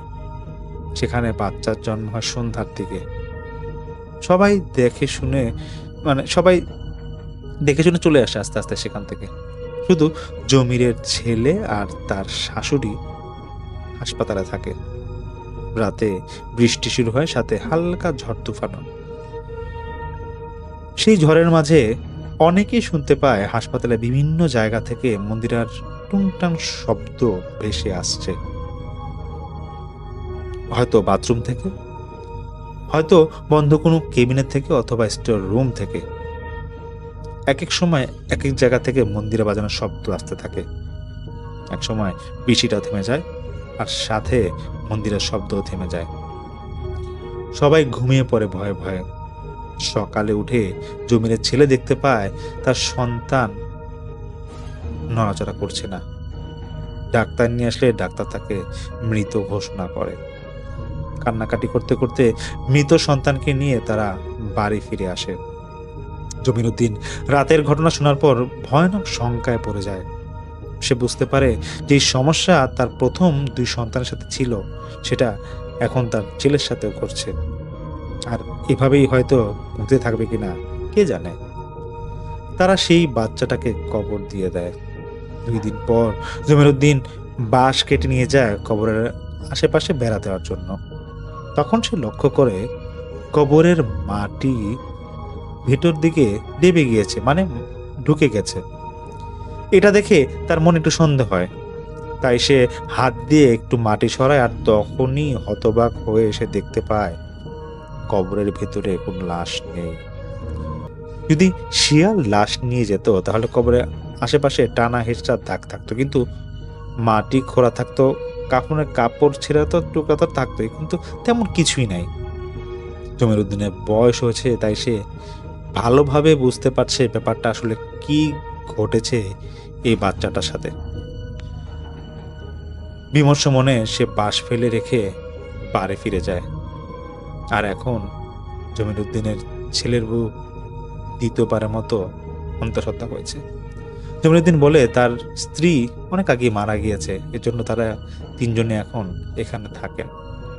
এই জন্যই ইদ্রাক ভাইকে এখানে খবর দেওয়া হয়েছে, যেহেতু তার ছেলের বউ দ্বিতীয়বারের মতো অন্তঃসত্ত্বা হয়েছে, যাতে আগের মতো কোনো দুর্ঘটনা না হয়, বা ইদ্রাক ভাই যেন এবার শয়তানের হাত থেকে নতুন শিশুটাকে রক্ষা করতে পারে।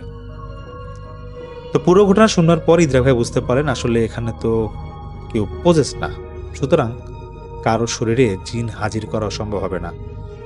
আর হাজির করতে না পারলে কিভাবে কি হয়েছে সেটাও জানা যাবে না। তবে এটুকু বোঝা গেছে যে সেই সাপটা আসলে সাপ ছিল না, সাপের রূপধারী কোনো জিন ছিল, যাকে জমির সাহেব সাপ ভেবে মেরে ফেলেছিল। আর তার গোত্রে জিনেরা এখন তার বদলা নিচ্ছে বা শাস্তি দিচ্ছে। তবুও ইদ্রাক ভাই জমিরুদ্দিনকে বললেন, জানের মালিক তো আল্লাহ, আর রক্ষাকারের মালিকও আল্লাহ। যদি আমি সঠিক উসিলা হয়ে থাকি তবে আপনাদের শিশু হয়তো রক্ষা পেতে পারে, সবই আল্লাহর মর্জি।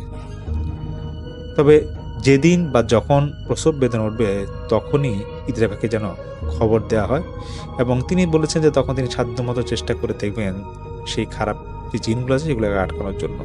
তো এই কথা বলে ইদ্রাক ভাই সেদিনের মতো সেখান থেকে বিদায় নিয়ে চলে আসেন।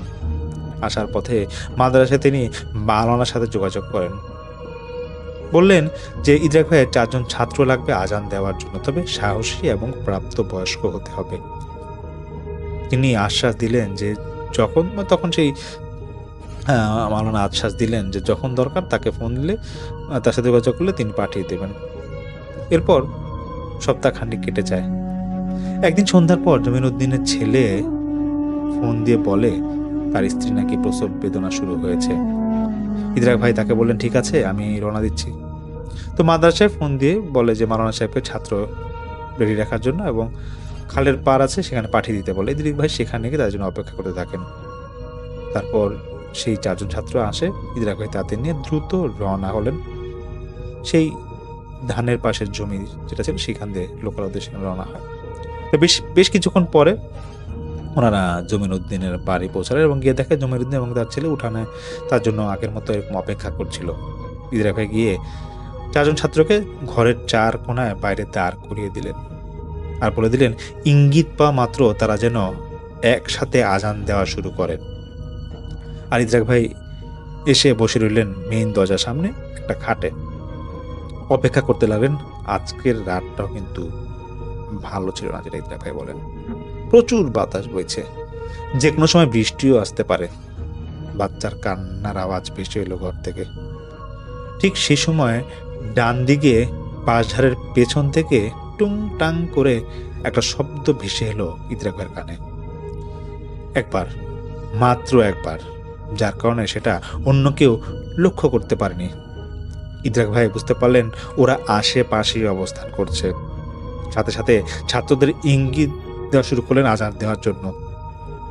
ছাত্ররা আজান দেওয়া শুরু করেন আর সেই সাথে এবার 4 দিক থেকে মন্দিরা টুংটাং আওয়াজ শুরু হয়ে যায়। একটা নয়, দুইটা নয়, অনেকগুলো আওয়াজ। শব্দে কান ঝাড়াপালা হওয়ার মতো অবস্থা। ইদ্রাক ভাই লক্ষ্য করলেন আর দেখলেন পাউলদের মতো কমলা রঙের গামছা পরা বেশ কতগুলো অবয়ব ওনাদের 4 পাশ ঘিরে রেখেছে আর তারাই মন্দিরা বাজাচ্ছিল। তাদের প্রত্যেকের নাক মুখ ছেঁড়া আর কাটা অবস্থায় ছিল। এটা বিশেষ করে ইদ্রাক ভাই দেখতে পাচ্ছিলেন। এমন সময় ঘরের পেছন দিকে দৌড়ানোর শব্দ তিনি শুনতে পান আর দ্রুত ঘুরে তিনি ঘরের পিছন দিকে যান। তখন একজন ছাত্র বনের দিকে ইশারা করে বলে, ওই যে নিয়ে যাচ্ছে, ওই যে নিয়ে যাচ্ছে। ইদ্রাক ভাই সেদিকে তাকিয়ে দেখেন কমলা রঙের গামছা পরা একটা অবয়ব বগলে একটা সাদা কাপড়ে পুটলি দিয়ে বনের ভিতর দৌড়ে যাচ্ছে। সেই ছাত্র শুধু বুঝতে পারছিল কিছু একটা যাচ্ছে এখান দিয়ে, কিন্তু সে সম্পূর্ণভাবে কিছু দেখতে পারছিল না ইদ্রাক ভাইয়ের মতো। তখন ইদ্রাক ভাইও সেই অবয়বটার পিছনে দৌড়ানো শুরু করেন। ঝোপঝাড় পেরিয়ে ছুটতে থাকেন তিনি। তখন ওনার একটাই টার্গেট যে বাচ্চাটাকে যেভাবেই হোক বাঁচাতে হবে ওদের হাত থেকে। একসময় দেখেন সে অবয়বটা ওনার চোখের সামনে থেকে গায়েব হয়ে গেছে। ইদ্রাক ভাই কিছু না বুঝে সামনের দিকে এগিয়ে থাকেন। একটু সামনে এগিয়ে যাওয়ার পর একটা বড় গাছের নিচে দেখেন সে অবয়বটা বাচ্চাটাকে এক হাত দিয়ে 2 পা ধরে ঝুলিয়ে নাড়াচাড়া করছে আর বাচ্চাটা কান্না করছে। ইদ্রাক ভাইকে দেখা মাত্র সে অবয়বটা বিদ ঘুটে একটা হাসি দিল আর মুহূর্তের মধ্যে অন্য হাত দিয়ে বাচ্চাটার মাথা ছিঁড়ে ওনার দিকে ছুঁড়ে মারলো। সেটা এসে ইদ্রাক ভাইয়ের বুকে এসে পড়ল। ইদ্রাক ভাই তখন বুকে ব্যথা পেয়ে তিনি মাটিতে পড়ে যান। তারপর তিনি লক্ষ্য করলে দেখলেন এটা আসলে বাচ্চার মাথা না, এটা একটা পাথর ছিল। মানে পুরোটাই ছিল ইদ্রাক ভাইকে ফাঁসানোর জন্য পাতা ফাঁদ। ইদ্রাক ভাই উঠতে যাবেন, ঠিক তখনই 4 থেকে অনেকগুলো গামছা পরা অবয়ব ওনার উপর ঝাঁপিয়ে পড়ে। তারা সবাই মিলে ইদ্রাক ভাইকে মাটির সাথে সজোরে চেপে ধরে। এতই চাপ ছিল যে ইদ্রাক ভাই মুখ দিয়ে কোনো শব্দ উচ্চারণও করতে পারছিলেন না আর অনেক যন্ত্রণা হচ্ছিল ওনার। মনে হচ্ছিল তার জানটা হয়তো এখনই কেড়ে নেবে তারা। আর সেই মুহূর্তে গাছগাছালি ভেদ করে তীক্ষ্ণ কিছু একটা দ্রুত গতিতে আসতে শুরু করে। সা করে ইদ্রাক ভাইয়ের উপর দিয়ে এসে সেই অবয়বগুলোকে ভেদ করে চলে যায় এক আলোর ঝলকানি দিয়ে। নিমেষেই ইদ্রাক ভাইয়ের শরীরের উপর যা ছিল তা হালকা হয়ে যায়। ভাবতে থাকেন যেটা গেল কোথায়। তিনি আর সামনে কোনো অবয়ব দেখতে পান না। তিনি আস্তে আস্তে উঠে বসেন আর যেদিকে আলো ঝলকানি গিয়ে থেমেছে সেদিকে ফিরে তাকায় আর দেখতে পান দাইয়ান দাঁড়িয়ে আছে তরবারি ধরে।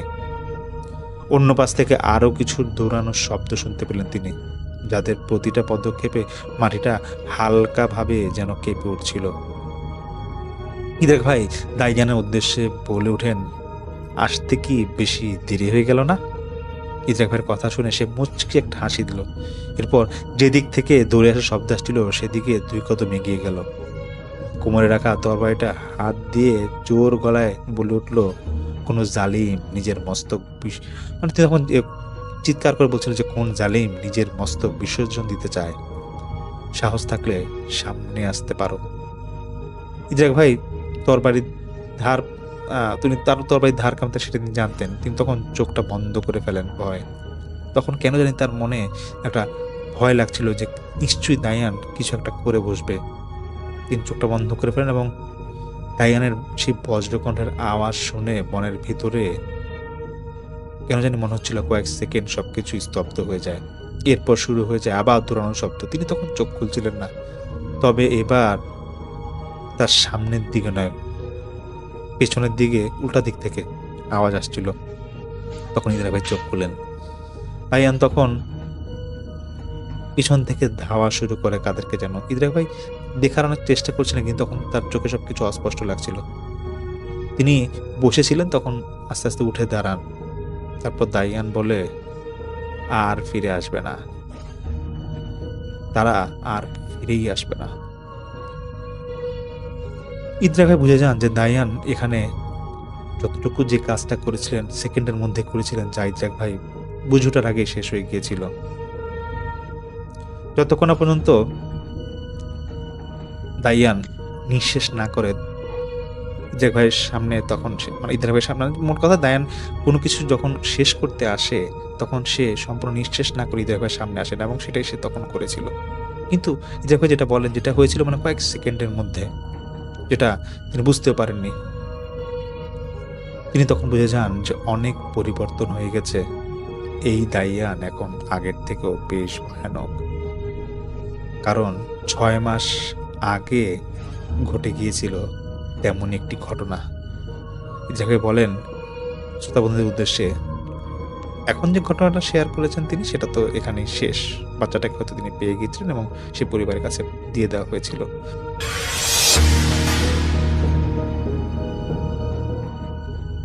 ঘটনাটা আমাদের সাথে সাকিবুর রহমান শেয়ার করেছেন। তিনি তার ফুফাতো ভাইয়ের এলাকার কথা বলেছেন। তো ফুফাতো ভাইদের বাসাটা হচ্ছে একটা সাবার্ব মানে হচ্ছে একটা উপশহর, শহরতলি যেটাকে বলা হয়। শহরতলিতে যে বাসা, মানে কাইন্ড অফ আমরা যদি বলি মুফাসল শহরে, এরকম একটা জায়গায়, মুফাসল শহরের কোন একটা জায়গায়। এবং বাসাটা হচ্ছে একেবারে একটা গলির ডেড এন্ডে, মানে এখানে একেবারে গিয়ে শেষ মাথায়। এবং এখানে ঢুকতে গেলে দেখা যাচ্ছে যে আশেপাশে অনেক খালি প্লট রয়েছে, এবং খালি প্লটগুলো একসময় গাছপালা ছিল, পরবর্তীতে সেই জায়গায় গাছপালা মানে একটা উডসের মতো ছিল তখন। পরবর্তীতে সেগুলোকে ক্লিন করে কোনো মানে বাড়ি বানানোর জন্য কেউ জায়গা তৈরি করেছে, এবং সেগুলো হয়তো বাউন্ডারি ওয়াল দিয়ে ঢেকে রেখেছে। কিছু গাছপালা এখনো আছে, এবং এই গলিটা একেবারে নির্জন একটা গলি, মানে গাড়ি ঘোড়া খুব একটা ঢোকে না। সন্ধ্যার পরে একেবারে অন্ধকার হয়ে যায়। তাদের বাসার পেছনে, এই বাসার পেছনে একটা ডোবা আছে, বেশ বড় একটা ডোবা, তার আশেপাশেও গাছপালা দিয়ে ঘেরা, মানে একটা অন্যরকম পরিবেশ ওই জায়গায়। তো ওই রাস্তা দিয়ে রাতের বেলা গেলেই কেমন যেন একটু ভয় ভয় লাগতো। সাকিবের কাজিনদের বলেছে রাতের বেলা হাঁটতে গেলেই কেমন যেন একটু লাগতো, এবং অনেকেই রাস্তার মধ্যে অনেক উদ্ভট ফিল পেয়েছে ওই জায়গায়। এরকম ব্যাপার স্যাপার ঘটে সেখানে। তো সাকিবের কাজিনদের বাসাতে প্রথম এগুলো কিছু হতো না। বাসাটা মোটামুটি বেশ নর্মালি বাসা ছিল, তারা কিন্তু তখনও কিছু ফিল করেনি। অল অফ এ সাডেন একদিন যেটা হয়, সাকিবের কাজিনের তাদের 2 কাজিন থাকতো পাশাপাশি 2 ফ্ল্যাটে। তাদের বাড়িটা এরকম ছিল, একতলা বাড়ি, 2 পাশে 2টা ফ্ল্যাট। তো এই পাশের এই ফ্ল্যাট, যার ঘটনা বলা হচ্ছে, আমি একটা ছদ্মনাম দিলাম এখানে, যেহেতু সাকিব বলেছে সেই ছদ্মনামটা আমি ধরে নিলাম, নাম টুটুল। তো যেই টুটুল সাহেবদের যে ফ্ল্যাটটা ছিল সেটার মধ্যে 3টা রুম, এবং টুটুল সাহেব থাকতেন একেবারে বাসার রাস্তার সামনের দিকে যে ঘরটা, সেখানে থাকতেন তিনি। তো একদিন রাতের বেলা তিনি ঘুমাতে গেছেন, বেশ গভীর রাত। তো তিনি মোটামুটি, তখন শীতকাল, বেশ ঠান্ডা পড়েছে, তিনি মোটামুটি বেশ খানিকক্ষণ তার মোবাইল ফোন ব্রাউজ করে শুয়ে পড়লেন। তখন ঘুম চলে আসছে চোখে, ঘুমে চোখ লেগে আসছে, ঘুমিয়ে যাবেন।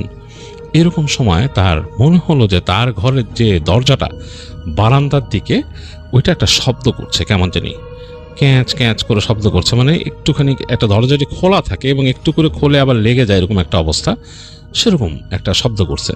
তিনি একটু অবাক হলেন যে এই ঠান্ডার সময়, এবং ওই জায়গা যেহেতু একটু ফাঁকা জায়গা, মানে একদম খালি খোলামেলা জায়গা, সেখানে অনেক বাতাস চলে। এরকম সময় শীতকালে এই বাতাসে, এবং তাদের বাড়িটা হচ্ছে এই মানে তার যে বারান্দা, এটা হচ্ছে এটা উত্তরমুখী বারান্দা, মানে উত্তরের বাতাসটা পুরো আসে। এরকম সময় তার দরজা খোলা রাখার কোনো মানে প্রশ্নই আসে না, এরকম একটা ব্যাপার। তো তিনি চিন্তা করে তিনি উঠে বসলেন, উঠে চিন্তা করলেন আচ্ছা দরজা হয়তো ভুল করে খোলা রাখতে পারি, দরজাটা লাগাই দিই। উঠে বসলেন, ঘরের মধ্যে কিন্তু অন্ধকার।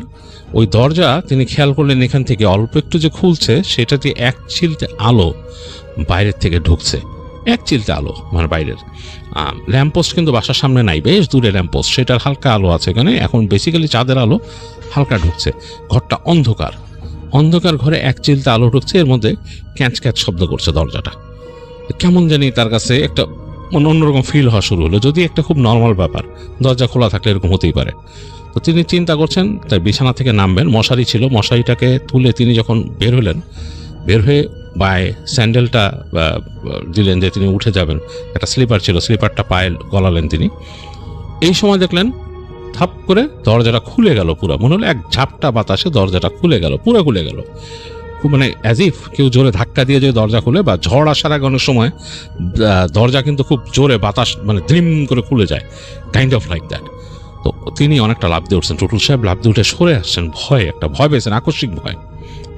তো তিনি দেখলেন এই যে বাতাসের বাড়িতে, মানে বাতাসের বাড়িতেই হবে, দরজাটা যে খুললো ধুম করে খুললো, বাড়ি খেয়ে গেছে দেয়ালের সাথে। এই বাতাসটা কিন্তু একটা দমকা বাতাস, কোনো ঝড় না, বা ঝড় আসলে যেটা হয় এক নাগাড়ে এরকম দরজা একটা শোঁ করে বাতাস আসে, দরজা খুলে যায়, তারপর বাতাস চলতে থাকে, শব্দ পায় মানুষ, পাতা ময়লা এগুলো উড়ে আসে, সেরকম কিছু না, একটা বাতাসই আসছে, দমকা বাতাস। এবং সেই বাতাসের দরজাটা ধীম করে বাড়ি খেয়েছে। এবং তারপর তিনি খেয়াল করলেন মনে হলো এক রাশ কুয়াশা ঢুকলো দরজা দিয়ে, মনে হচ্ছে জমাট বাঁধা কুয়াশা, মানে একেবারে ডেন্সড, মানে এটা মানে কুয়াশা মানে মনে হচ্ছে সাদা ধোঁয়ার মতো, এটা ঘরের মধ্যে ঢুকে গেল এবং সারা ঘরটাকে আচ্ছন্ন করে ফেললো ধোঁয়ায়। তিনি খুব অবাক হয়ে গেলেন যে এইভাবে কুয়াশা ঢুকলো, দমকা বাতাসে দরজা বাড়ি খেলো, বুঝলাম না। তিনি নিজে হেঁটে, ঘর তো এমনি অন্ধকার, ওই যে দরজা খোলা যে ওখান থেকে যে আলো আসতেছে সেটাতে তিনি একটা আলোকিত অবয়ব দেখতেছেন, জাস্ট ওই দরজার অবয়বটা, আর কিছু না। ঘরের মধ্যে কিচ্ছু কিন্তু ওই আলোতে দেখতে পাচ্ছেন না তিনি, মনে হচ্ছে অন্ধকার একটা দেয়াল, মানে ধূসর একটা দেয়াল, কুয়াশার মতো, বোঝা যাচ্ছে যে কুয়াশার মতো হয়ে আছে। তিনি আস্তে করে গেলেন বারান্দার দিকে। আশ্চর্যজনক ব্যাপার, বারান্দার দরজা দিয়ে বাইরে তাকায় দেখলেন ফকফকা, চাঁদের আলো পড়ছে, সব স্পষ্ট দেখা যাচ্ছে, কুয়াশার মানে বিন্দুমাত্র কুয়াশা নাই বাইরের দিকে। খুব অবাক হয়ে গেলেন তিনি মানে একটু ভয় পাইলেন টুটুল সাহেব। তিনি তাড়াতাড়ি দরজাটা আটকাই দিলেন, মানে লাগাই দিলেন, লাগায় বুঝতেছেন ঘরের মধ্যে কুয়াশা এখনো।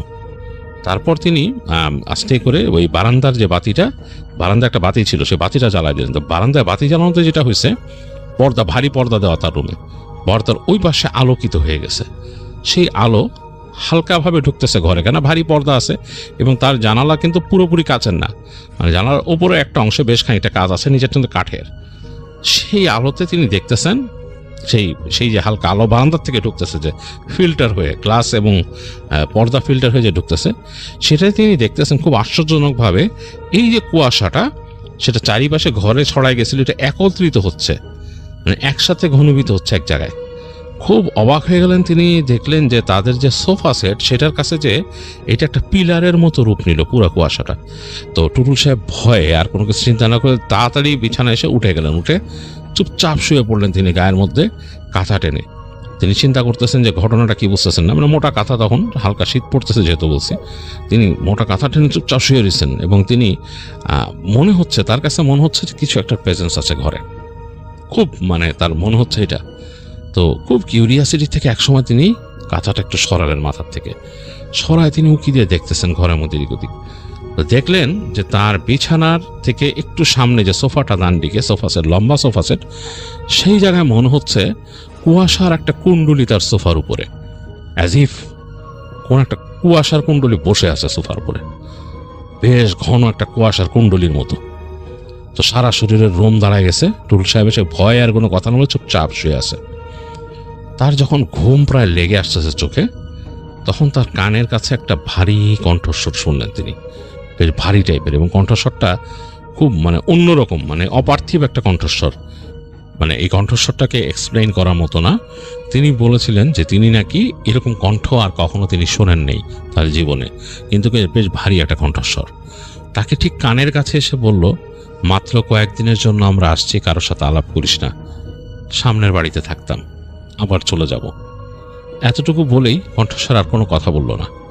তো টুটুল সাহেব মনে হয় ঘোর লাগা একটা অবস্থায় চলে গেছিল। তিনি মানে তাড়াতাড়ি মুচড়ে কেঁপে উঠে তাকালেন, তাকায় দেখতেছেন যে তার সামনে কিছু নাই, কিন্তু ওই যে সোফার কাছে যে কুণ্ডুলিটা আছে সেটা ঠিকই আছে, মানে সেই একটা কুণ্ডুলির মতো সোফার উপরে বসা, মনে হচ্ছে যে সোফার উপর রাখা হয়েছে একটা ধোঁয়ার কুণ্ডুলি। তিনি ভয়ের চোটে তিনি এই কাঁথা টেনে একেবারে মানে শুয়ে মনে মনে দোয়া পড়তে পড়তে তার কখন ঘুম এসে গেছে তিনি বলতে পারবেন না। যাই হোক, সকাল হলো। ঘুম ভাঙার পর তো সাধারণ মানুষের রিফ্লেক্স এতটা থাকে না, তখন তিনি কয়েক সেকেন্ড বুঝতে মানে একটু সময় নিলেন। তারপরে মনে পড়লো রাতের পুরো ব্যাপারটা, রাতে কি ঘটছিল। তিনি খেয়াল করলেন তার সোফার দিকে, দেখলেন যে তখন দিনের আলো এসে পড়ছে জানালা, এবং জানালা পর্দা ভেদ করে বেশ খানিকটা আলো আসছে। বাইরের বাতির আলো এখন আর বোঝা যাচ্ছে না, এবং আলো মানে আসলে দিনের রাতে যতটুকু আলো আসছে তার থেকে অনেক বেশি আলো দিনে ঘরে ঢুকছে। ঘরের সোফার উপর কিছু নাই, পুরো সোফাটা খালি মনে হচ্ছে। এখন বুঝতে পারছেন তিনি যে ওখানে কিছু নাই, কিন্তু মনে হচ্ছে ঘরের মধ্যে কারো একটা উপস্থিতি আছে। এটা ফিল করার মতো একটা ব্যাপার, এটা কিন্তু দেখার ব্যাপার না। তিনি ফিল করছেন কেউ একজন ঘরে আছে। তিনি দ্রুত উঠে গেলেন, উঠে গিয়ে তিনি ওই রুমের দরজা খুললেন, দরজা খুলে চলে আসলেন ডাইনিং স্পেসে, দেখলেন বাসার মানুষজন উঠছে কিচেনে। তো তিনি গেলেন, একবার চিন্তা করছেন এটা নিয়ে আলাপ করবেন, কিন্তু পরবর্তীতে আর আলাপ করলেন না। চিন্তা হল বেসিক্যালি তার বাসার মধ্যে তার বোন মা এরা থাকতেন আসলে, তিনি তাদের সাথে এই ব্যাপারটা নিয়ে আলোচনা করতে চাইলেন না, এবং যেহেতু তার কানের কাছে কণ্ঠস্বরটা বলছিল কারোর সাথে আলাপ করিস না, তো তিনি ওই ভয়ও আসলে করেন নাই। তো যাই হোক, তিনি বাসায় নাস্তা করে তার কাজে চলে গেলেন। যাই হোক, তিনি অফিসে ছিলেন সারাদিন এবং সন্ধ্যার পরে বেরোলেন। বের হয়ে বন্ধুদের সাথে একটু আড্ডা দিলেন, আড্ডা দিয়ে তিনি বাসার দিকে রওনা দিলেন। তখন অলরেডি রাত 8টা বেজে গেছে এবং শীত পড়ছে সেই সময়টা, দিনে দিনে ঠান্ডা হালকা হালকা বাড়ছে। তো তার বাসাটা এমনিও বলছিলাম যে একটু মানে একটু দূরে, মানে নর্মাল যেখানে খুব ডেন্স এলাকা সেখান থেকে একটু দূরে, আর শহরতলের থেকে যেই ডেন্স এলাকা থেকে দূরে জায়গাগুলো অনেকটা গ্রামের মতো হয়ে যায়। তো তিনি রিক্সা নিয়ে আসছেন, আস্তে আস্তে বাসার কাছাকাছি একটা জায়গায় এসে তিনি দেখলেন যে ওইখানে একটা দোকান, তো ওখানে তার কিছু জিনিস কেনার ছিল। তিনি ওখানে নামলেন, নেমে তার মতো টুকিটাকি জিনিস কিনে তিনি হাঁটা ধরলেন। তো হেঁটে হেঁটে আসছেন এবং আস্তে আস্তে তাদের যে গলি সেটার মাথায় চলে আসলেন। একেবারে নির্জন গলি। আজকে তার কাছে হঠাৎ করে যেন কেমন লাগা শুরু করলো। তিনি কিন্তু প্রায় এই জায়গা দিয়ে আসেন, রাতের বেলাও আসেন। আজকে একটু অন্যরকম লাগতেছে, কারণ কালকে যেহেতু শুনছেন যে তার কানের কাছে বলছিল কণ্ঠস্বরটা যে সামনের বাসায় থাকতাম, চিন্তা করতেছেন আজকে যে আমার সামনের বাসায় কোথায় কি আছে তিনি রিকল করতে পারছেন না। তিনি রিকল করতে পারেন তার সামনে, বাসার সামনেই একটু সামনেই হচ্ছে গাছগাছালি কিছু এবং একটা বাউন্ডারি ওয়াল দেওয়া, এবং সেই বাউন্ডারি ওয়ালের ভেতরেও অনেক গাছগাছালি এবং একটা ছোট বাঁশ ঝাড়ের মতো আছে বেশ। এটা তিনি মনে করতে পারেন, তার চোখে যা ভাসে, কারণ তিনি দূর থেকে তাকাইলেই দেখতে পেতেন বারান্দা থেকে গাছগাছালি, গাছের পাতা উঠতেছে, সুন্দরই লাগতো তার কাছে। বাউন্ডারি ওয়ালের জন্য মোটামুটি তার দৃষ্টি আটকায় যেত একটা লেভেল পর্যন্ত, বা তার উপর থেকে গাছগাছালি দেখা যেত এবং দূরে বাঁশ ঝাড়ের অংশ দেখা যেত। তো তিনি চিন্তা করলেন যে বাসা কোথায়, সামনের বাড়িতে থাকতো মানে বুঝলাম না। তো চিন্তা করতে করতে তিনি আসতেছেন, তার কাছে কিন্তু একটু ভীতিকর লাগতেছে। রাস্তায় কিচ্ছু নাই, এই গলিটার মধ্যে একটা কুকুরও নাই, শুধু ওই যে একটা ল্যাম্পপোস্ট আছে সেটার আলো পড়ছে পুরো রাস্তায়, আর আকাশের চাঁদের আলো তো ঢেকে আছে জায়গাটা দিয়ে, এবং রাস্তাটা কিন্তু মানে ডার্ট রোড, মাটির রাস্তা। হেঁটে হেঁটে আসতেছেন তিনি এবং তাকাচ্ছেন দুই পাশে যেসব জায়গা এখন মানে যারাই ওখানে জায়গা রাখছে বা যাদেরই জায়গা তারা সবাই বাউন্ডারি ওয়াল দিয়ে রাখছে। তো তিনি দেখতেছেন বাউন্ডারি ওয়াল দিয়ে ঘেরা এবং প্রত্যেকটা বাউন্ডারি ওয়ালের ভেতরে গাছগাছালি, বেশিরভাগ জায়গায় ঘর বাড়ি নাই, মানে একদম গাছপালা এরকম নুয়ে আসছে। এবং দুই একটা জায়গায় দেখা যায় এই বাউন্ডারি ওয়ালের পাশে একটা গেটের ভেতরে দেখা যায় দূরে ঘর, সেখানে হয়তো কেউ থাকে, তাও খুব কম, দুই একটা ফ্যামিলি ওইখানে, এরকম দেখতেছেন তিনি। তো দেখতে দেখতে তিনি চলে আসছেন একেবারে তার বাসার কাছে। এখানে ঝিঝির ডাক বেশ প্রকট হয়ে গেছে, বেশ কঠিনভাবে ঝিঝি পোকা ডাকতেছে এবং অন্ধকার, কারণ ওই যে ল্যাম্পপোস্টের আলো এখানে আসতেছে না। তো তিনি একবার খুব কিউরিয়াসিটিতে পড়ে গেলেন যে বাসার সামনে একটা গাছের বড় ডাল ঝুলে আছে বাউন্ডারি ওয়ালের এই পাশে, একটু দেখি না কি আছে বাসার ওখানে। বলছে যে ঘর, মানে এই ঘরটা যেটা শুনছে যেখানে ঘর ছিল সামনের বাসায় থাকতাম, অন্ত বাসা নাই, বাসা কোত্থেকে। চিন্তা করতে করতে তিনি যতটুকু আলো আসতেছে ততটুকুই নিজের মোবাইল ফোনটা হাতে নিয়ে তার যেই তখনকার সময় কিন্তু মোবাইল ফোন চলতো সিম্বেরিয়ান, মানে ওই যে উপরে ফ্ল্যাশ লাইট থাকতো ওরকম আর কি। তো উনি তার মোবাইল ফোন সাথে নিয়ে চলে গেলেন হেঁটে সেই বাউন্ডারি ওয়ালের কাছে গিয়ে তিনি উকি দেওয়ার চেষ্টা করেন। দেখলেন বাউন্ডারি ওয়ালটা মোটামুটি তার বুক সমান উচ্চতায় আর কি। তো তিনি দুই হাত দিয়ে চাপ দিয়ে উঠে বসলেন বাউন্ডারি ওয়ালে, তাকায় এইবার ভিতরে আলো মেরে দেখতেছেন, চাঁদের আলো কিন্তু বেশ ভালোই পড়ছে ভিতরে। তো তিনি দেখতেছেন যে আশ্চর্য ব্যাপার, ওই যে গাছপালা এবং একটা বাঁশঝাড় বেশ আছে ভিতরে, একটা সুন্দর ইকোসিস্টেমের মতো, মানে প্রাকৃতিক ইকোসিস্টেম, তার কাছে বেশ অন্যরকম লাগলো। কিন্তু কর্নারে, মানে একেবারে কর্নারের দিকে ওইখানে একটা তাদের মতো একতলা বাড়ি ছিল, এক সময় বোঝা যাচ্ছে যেটা ভেঙে ফেলছে, ওইটা ভেঙে ফেলছে এবং সেগুলোর জিনিসপত্রগুলো রাখা। এবং ওই পাশে একটা গেট আছে, এই বাসার পেছন দিকে, মানে বাউন্ডারি ওয়ালের পেছনে যে বাউন্ডারি, সেখানে গেট আছে, মনে হচ্ছে সেখান থেকে এগুলো নিয়ে যায়, মাল আনা নেওয়া করে। এই কারণে ওনার চোখে পড়েনি, মানে ওই পাশের যে গলি বা ওই পাশের যে ঢোকার রাস্তা, ওই পাশ থেকে এই জিনিসগুলো নেওয়া হয় আর কি, এই পাশে বাউন্ডারি দিয়ে করে না, ওই পাশ থেকে করে। তিনি বুঝলেন যে এখানে একটা বাসা ছিল, একতলা বাসা, সেটাকে ভেঙে জিনিসপত্র সরায় নেওয়া হচ্ছে, তার মানে রিসেন্টলি একটা বাসা ভাঙা হয়েছে এখানে। তো এটা ভেবে তার গায়ে একটা কাঁটা দিয়ে ওঠে কালকের কথাটা মনে করে। তো তিনি তাড়াতাড়ি ওখান থেকে ঘুরে যান, নেমে যাবেন দেয়ালের উপর থেকে। তো তিনি যখন নাকি ঘুরছেন, তার বাসার দিকে তাকায়, তার মনে হলো তার বারান্দায় একটা জব্বা পরা কিছু দাঁড়ায় আছে, সাদা জব্বা পরা, একেবারে এক মানুষের থেকে বেশ উঁচু, মানে প্রায় লম্বা কোনো মানুষের মতো। তার সারা শরীরে রোম দাঁড়া যায়, তারপরে কুজবাম্প হয়ে যায়। লাফ দিয়ে তিনি নামেন টুটুল সাহেব, এবং তিনি ভয়ে আস্তে আস্তে কাঁপতে কাঁপতে ঘরে চলে আসেন। ঘরে আসার পরে তিনি মানে আর কোনো কথা বলেন নাই, নিজের মতো ফ্রেশ হন এবং তিনি বারান্দার ধারে কাছেও যাওয়ার চিন্তা করেন না, বারান্দার দরজাও খোলার চিন্তা করেন না যে বারান্দার দরজা খুলবেন না। তিনি তার মতো মোটামুটি ফ্রেশ হয়ে খেতে বসেন, বাসায় খাওয়া দাওয়া করে তিনি তার রুমে চলে যান। তো রুমে গিয়ে তখনকার মানুষ নিউজ দেখতো, মানে আজ থেকে প্রায় দেখা যায় 15-20 বছর আগের ঘটনা এটা। তো তখন নিউজ দেখতো মানুষ, তো ওই নিউজ টিউজ একটু দেখে তিনি সেগুলো বন্ধ করে তিনি চিন্তা করতেছেন ঘুমায় যাব, ভয়ও ভুলেও বারান্দার কথা চিন্তা করতেছেন না। অথচ তিনি কিন্তু বারান্দায় যেতেন, নিজের মতো হালকা পাতলা ধূমপানের অভ্যাস ছিল, যেতেন, কিন্তু আজকে ভয়ও বারান্দায় যাচ্ছেন না। বাতি বন্ধ করার আগে একবার শুধু দেখলেন যে বারান্দাটার দরজার ছিটকানি দেওয়া নাকি, দেখলেন ছিটকানি দেওয়া আছে। তো তিনি আস্তে করে বিছানায় ওঠার সময় বাতিটা বন্ধ করে দিলেন রুমের, এবং বারান্দার বাতিটা জ্বালাই দিয়ে তিনি চলে আসলেন বিছানায় উঠে গেলেন। বিছানায় উঠে শুয়ে আছেন, অনেকক্ষণ ঘুমের চেষ্টা করছেন, ঘুম আসতেছে না। হঠাৎ করে তিনি দেখলেন যে তাদের বারান্দার বাতিটা টক করে নিভে গেল, পুরো বারান্দা অন্ধকার হয়ে গেল। ঘরের মধ্যে হঠাৎ করে মনে হলো হালকা আলোর যে সোর্স ছিল সেটা চলে গিয়ে পুরো ঘরটা ঘুরঘুরটি অন্ধকার হয়ে গেল। মানে কয়েক সেকেন্ড সময় লাগে তো বাইরের আলো, হালকা আলো যেটা ঢুকে আকাশের আলো, সেটা মানে ইউজ টু হইতে। এর মধ্যে তিনি শব্দ পেলেন তাদের যে কিচেনের দিক থেকে, মনে হলো ধুমধাম করে হাঁড়ি পাতিল পড়লো কতগুলা, মানে বড় বড় হাঁড়ি বা কিছু যে ফেলে দেয় কেউ, তার থেকে সেরকম ধুমধাম করে শব্দ হলো হাঁড়ি পাতিল পড়ার। তো তিনি মানে ভয় পেয়ে গেলেন, এই শব্দটা খুব বেশি লাগছে তার কাছে, এরকম গভীর রাতে ঝিঝি পোকার ডাকের মধ্যে হঠাৎ করে হাঁড়ি পাতিল পড়ার শব্দ, এবং বাতি নিভে গেছে একই সাথে বারান্দার। প্রচণ্ড ভয় পেয়েছেন তিনি একবার চিন্তা করলেন উঠে বসবেন, পরে চিন্তা করলেন যে ওই রান্নাঘরের কাছেই কিন্তু তার মায়ের রুম, বোনের রুম, তারা তো উঠে ওদিকে যাওয়ার কথা, তারা গেল না কেন? একটু চিন্তা করলেন, করে তিনি আর কিছু বললেন না, এবং তার নিজেরও সাহস হচ্ছে না। তিনি একবার কাঁথাটা সরায় একটু তাকালেন বারান্দার দিকে, আস্তে করে দেখলেন বারান্দার দরজাটা আবার গতকালকের মতো ক্যাচ ক্যাচ করতেছে, মানে দরজাটা একটুখানি খুলে একটুখানি লাগে, একটুখানি খুলে একটুখানি লাগে, একটু ক্যাচ ক্যাচ করে বাড়ি গায়ে টপ টপ করে। তিনি ভয়ে আর কোনো শব্দ করলেন না। তিনি চিন্তা করলেন আজকে যদি ওইভাবে করে কুয়াশা ঢুকে আজকে তিনি মারাই যাবেন ভয়, তার এত ভয় লাগছে। তিনি মানে কোনো কিছু না চিন্তা করলেন আমি তো দরজা লাগাইছি, এখন দরজা কেমনে খুলছে আমি জানি না। তিনি আস্তে করে গায়ের মধ্যে কাঁথা একদম মানে মুড়ি দিয়ে তিনি শুয়ে পড়লেন এবং দোয়া পড়তেছেন মনে মনে। দোয়া পড়তে এক সময় তিনি ঘুমায় গেলেন, কোনো শব্দ পেলেন না, ওই দরজা খোলা বা কিছু রকম শব্দ হলো না। এবং তিনি উঠে বসলেন দিনের বেলা, উঠে চিন্তা করলেন গতকাল রাতে বারান্দার দরজার কাছে গেলেন, গিয়ে দেখলেন দরজা লাগানো, খুবই আশ্চর্য ব্যাপার। এবং তিনি ঘরে গেলেন, যে জিজ্ঞেস করলেন যে কালকে হাঁড়ি পাতিল পড়ার শব্দ পেয়েছে নাকি? বললো যে হ্যাঁ, হাঁড়ি পাতিল নাকি কতগুলা মনে হয় একদম উপরে তাক থেকে ধুমধাম করে ফেলে দিছে কেউ। তো বাসার মধ্যে তার মা বোনরা বলতেছে ইঁদুরও ফেলতে পারে। তো বলছে ইঁদুর এরকম বড় হাঁড়ি ফেলে দিচ্ছে, 5 কেজির মাংস রান্না করা বাতিল, বলে ইঁদুর এত বড় মানে এই হাঁড়িটা ফেলে দিল। তো তারা খুব বাসায় ইঁদুর পাইছে নাকি জিজ্ঞেস করলো, তারা খোঁজাখুঁজি করেও পেল না। তো এরপরে পরদিন যখন নাকি এই টুটুল সাহেব ঘুমাইতে গেছেন, মানে ওই দিন রাতের বেলায়, আবার পরদিন বেলা ওই দিন রাতেই যখন ঘুমাইতে গেছেন, তিনি আবার কিন্তু এই ঘুমের মধ্যে তিনি মনে হলো তার কাছে যে তার রুমের মধ্যে কিছু একটা বসে আছে সোফায়।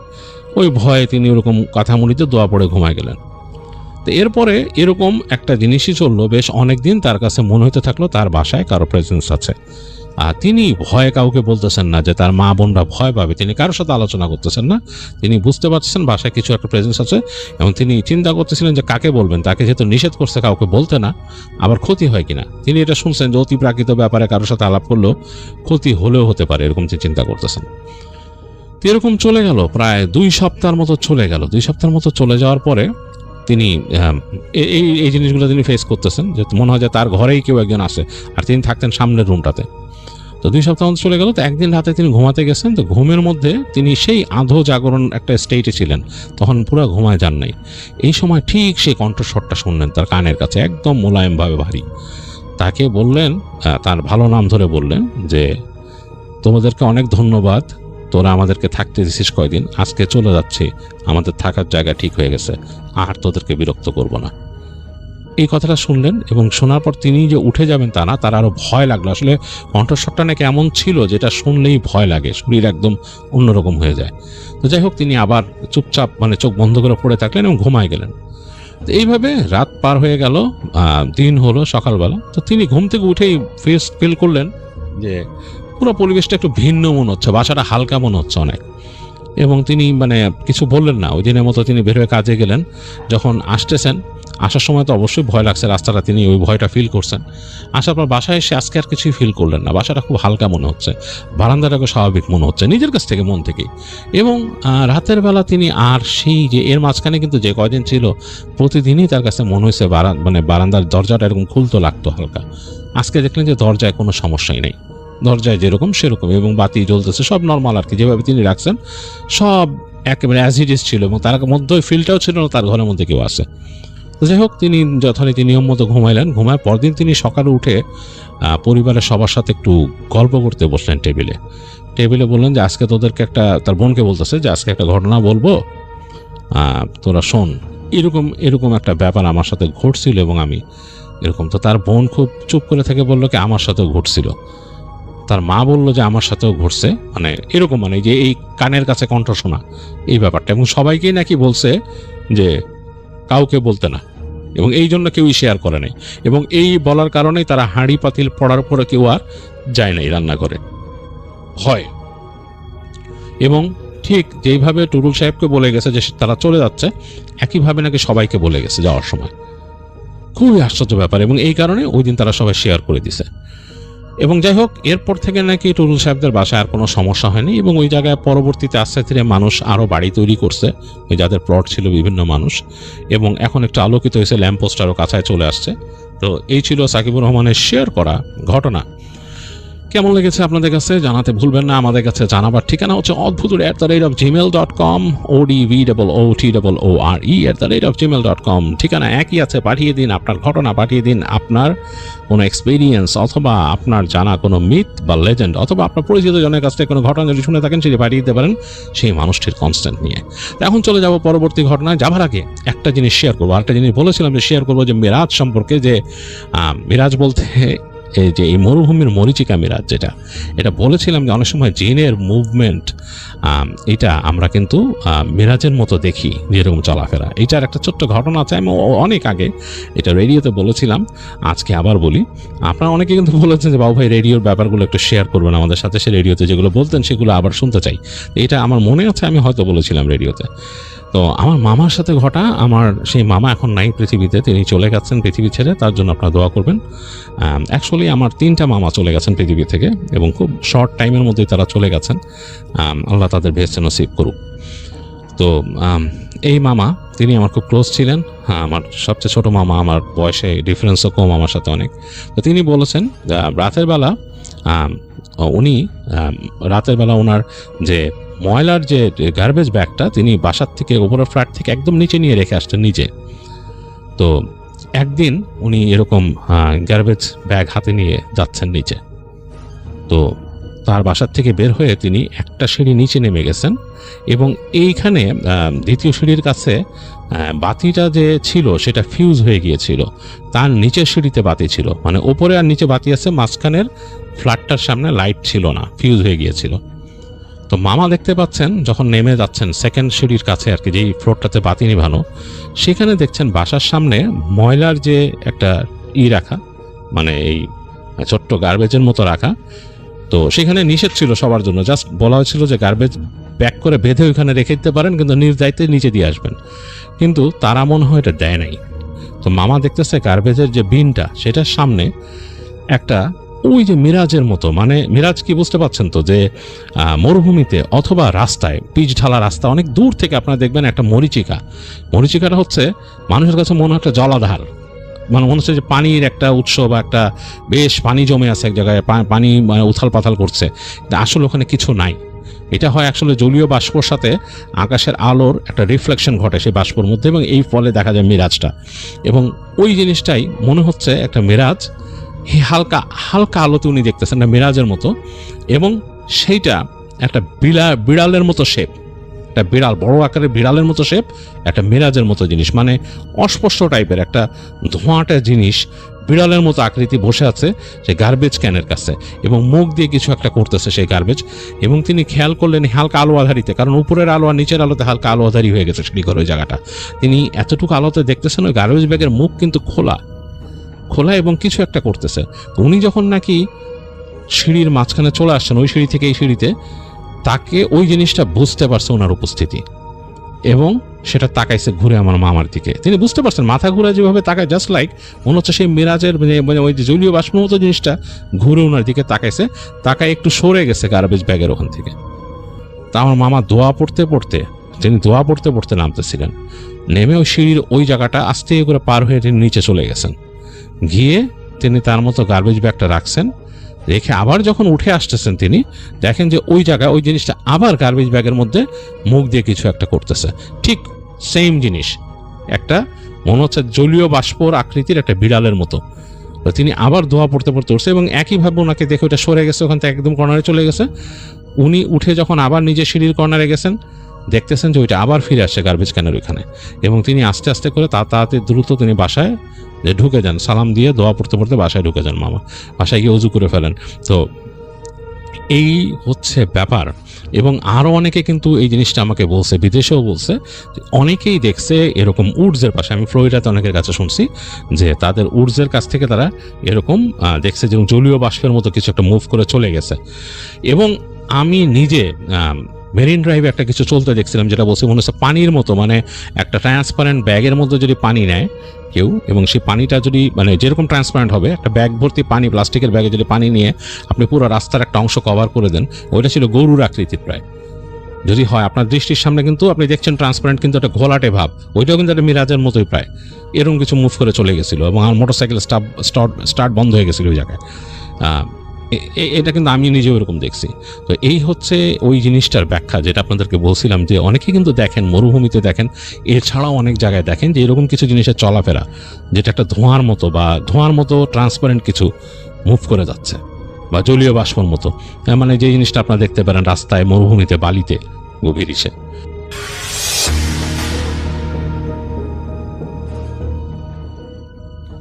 আসসালামু আলাইকুম রাসেল ভাই, আশা করি আপনি ভালো আছেন। আমি জানি আপনি সবসময় ভালোর দলেই থাকেন। আজকে যে ঘটনাটি নিয়ে এসেছি, এই ঘটনাটি হতে চলেছে অনেক ভয়ঙ্কর।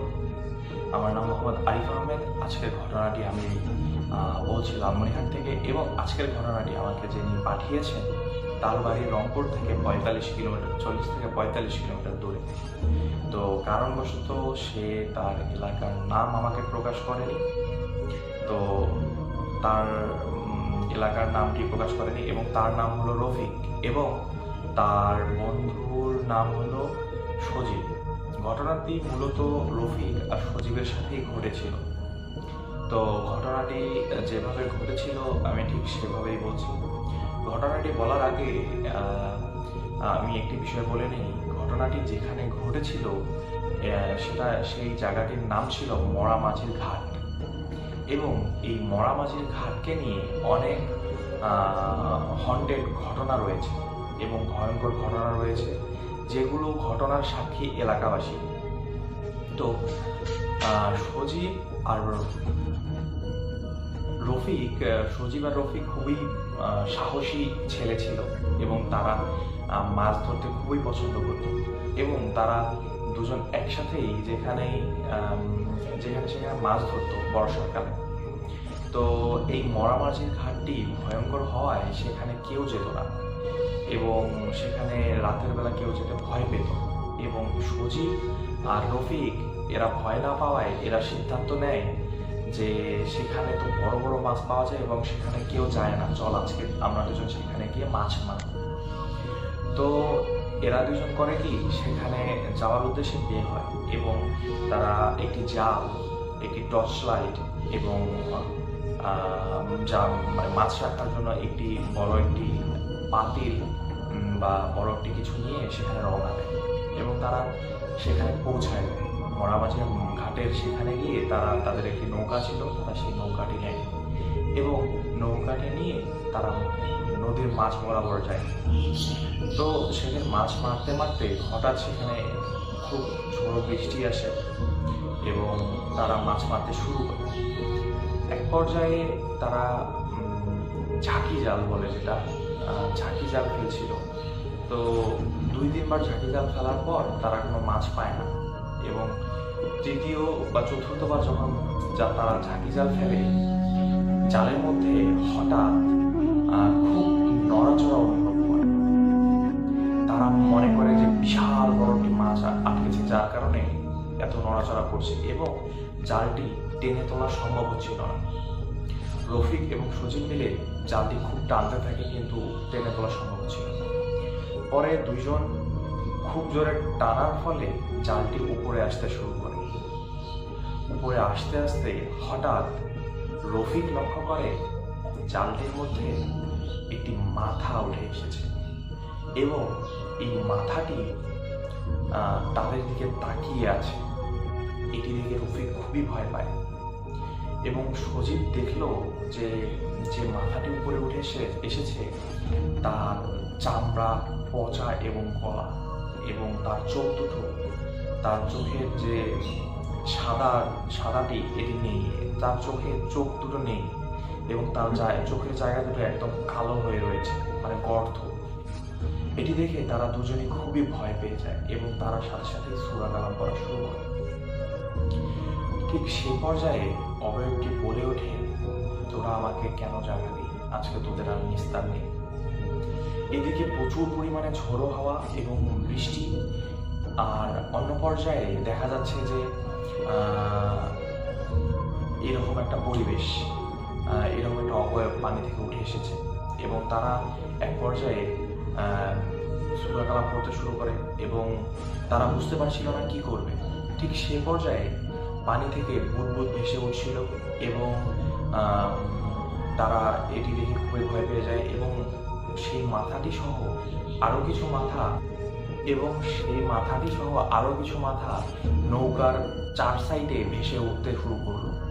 এটি দেখে তারা খুবই ভয় পেয়ে যায় এবং তারা নৌকাটি নিয়ে সাইডে যাওয়ার জন্য চেষ্টা করে, যে নৌকা পাইয়ে সাইডে তাড়াতাড়ি পৌঁছানো, কিন্তু সেটি আর হয়ে ওঠে না।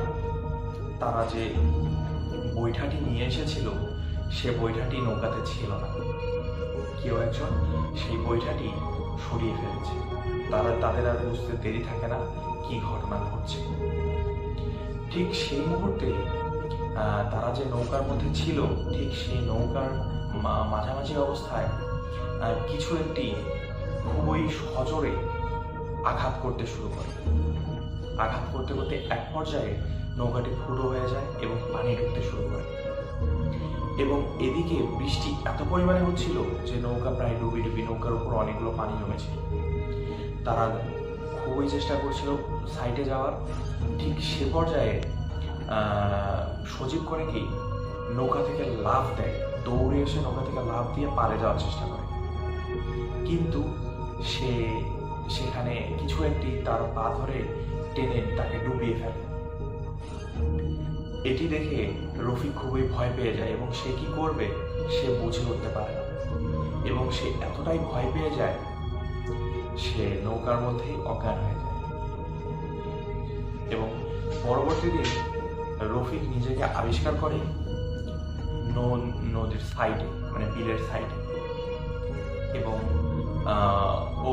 সে আবিষ্কার করার আগে, সে তার জ্ঞান ফেরার আগে গ্রামের কিছু মানুষ সেখানে চলে এসেছিল এবং দেখতে পায় রফিক সে তার নৌকাটি এবং সে নদীর এক সাইডে পড়ে আছে এবং গ্রামের লোকেরা এসে রফিকের ঘুম ভাঙায় এবং সে অজ্ঞান হয়েছিল, তার জ্ঞান ফেরায় এবং জিজ্ঞেস করে যে সজীব সজীব কই।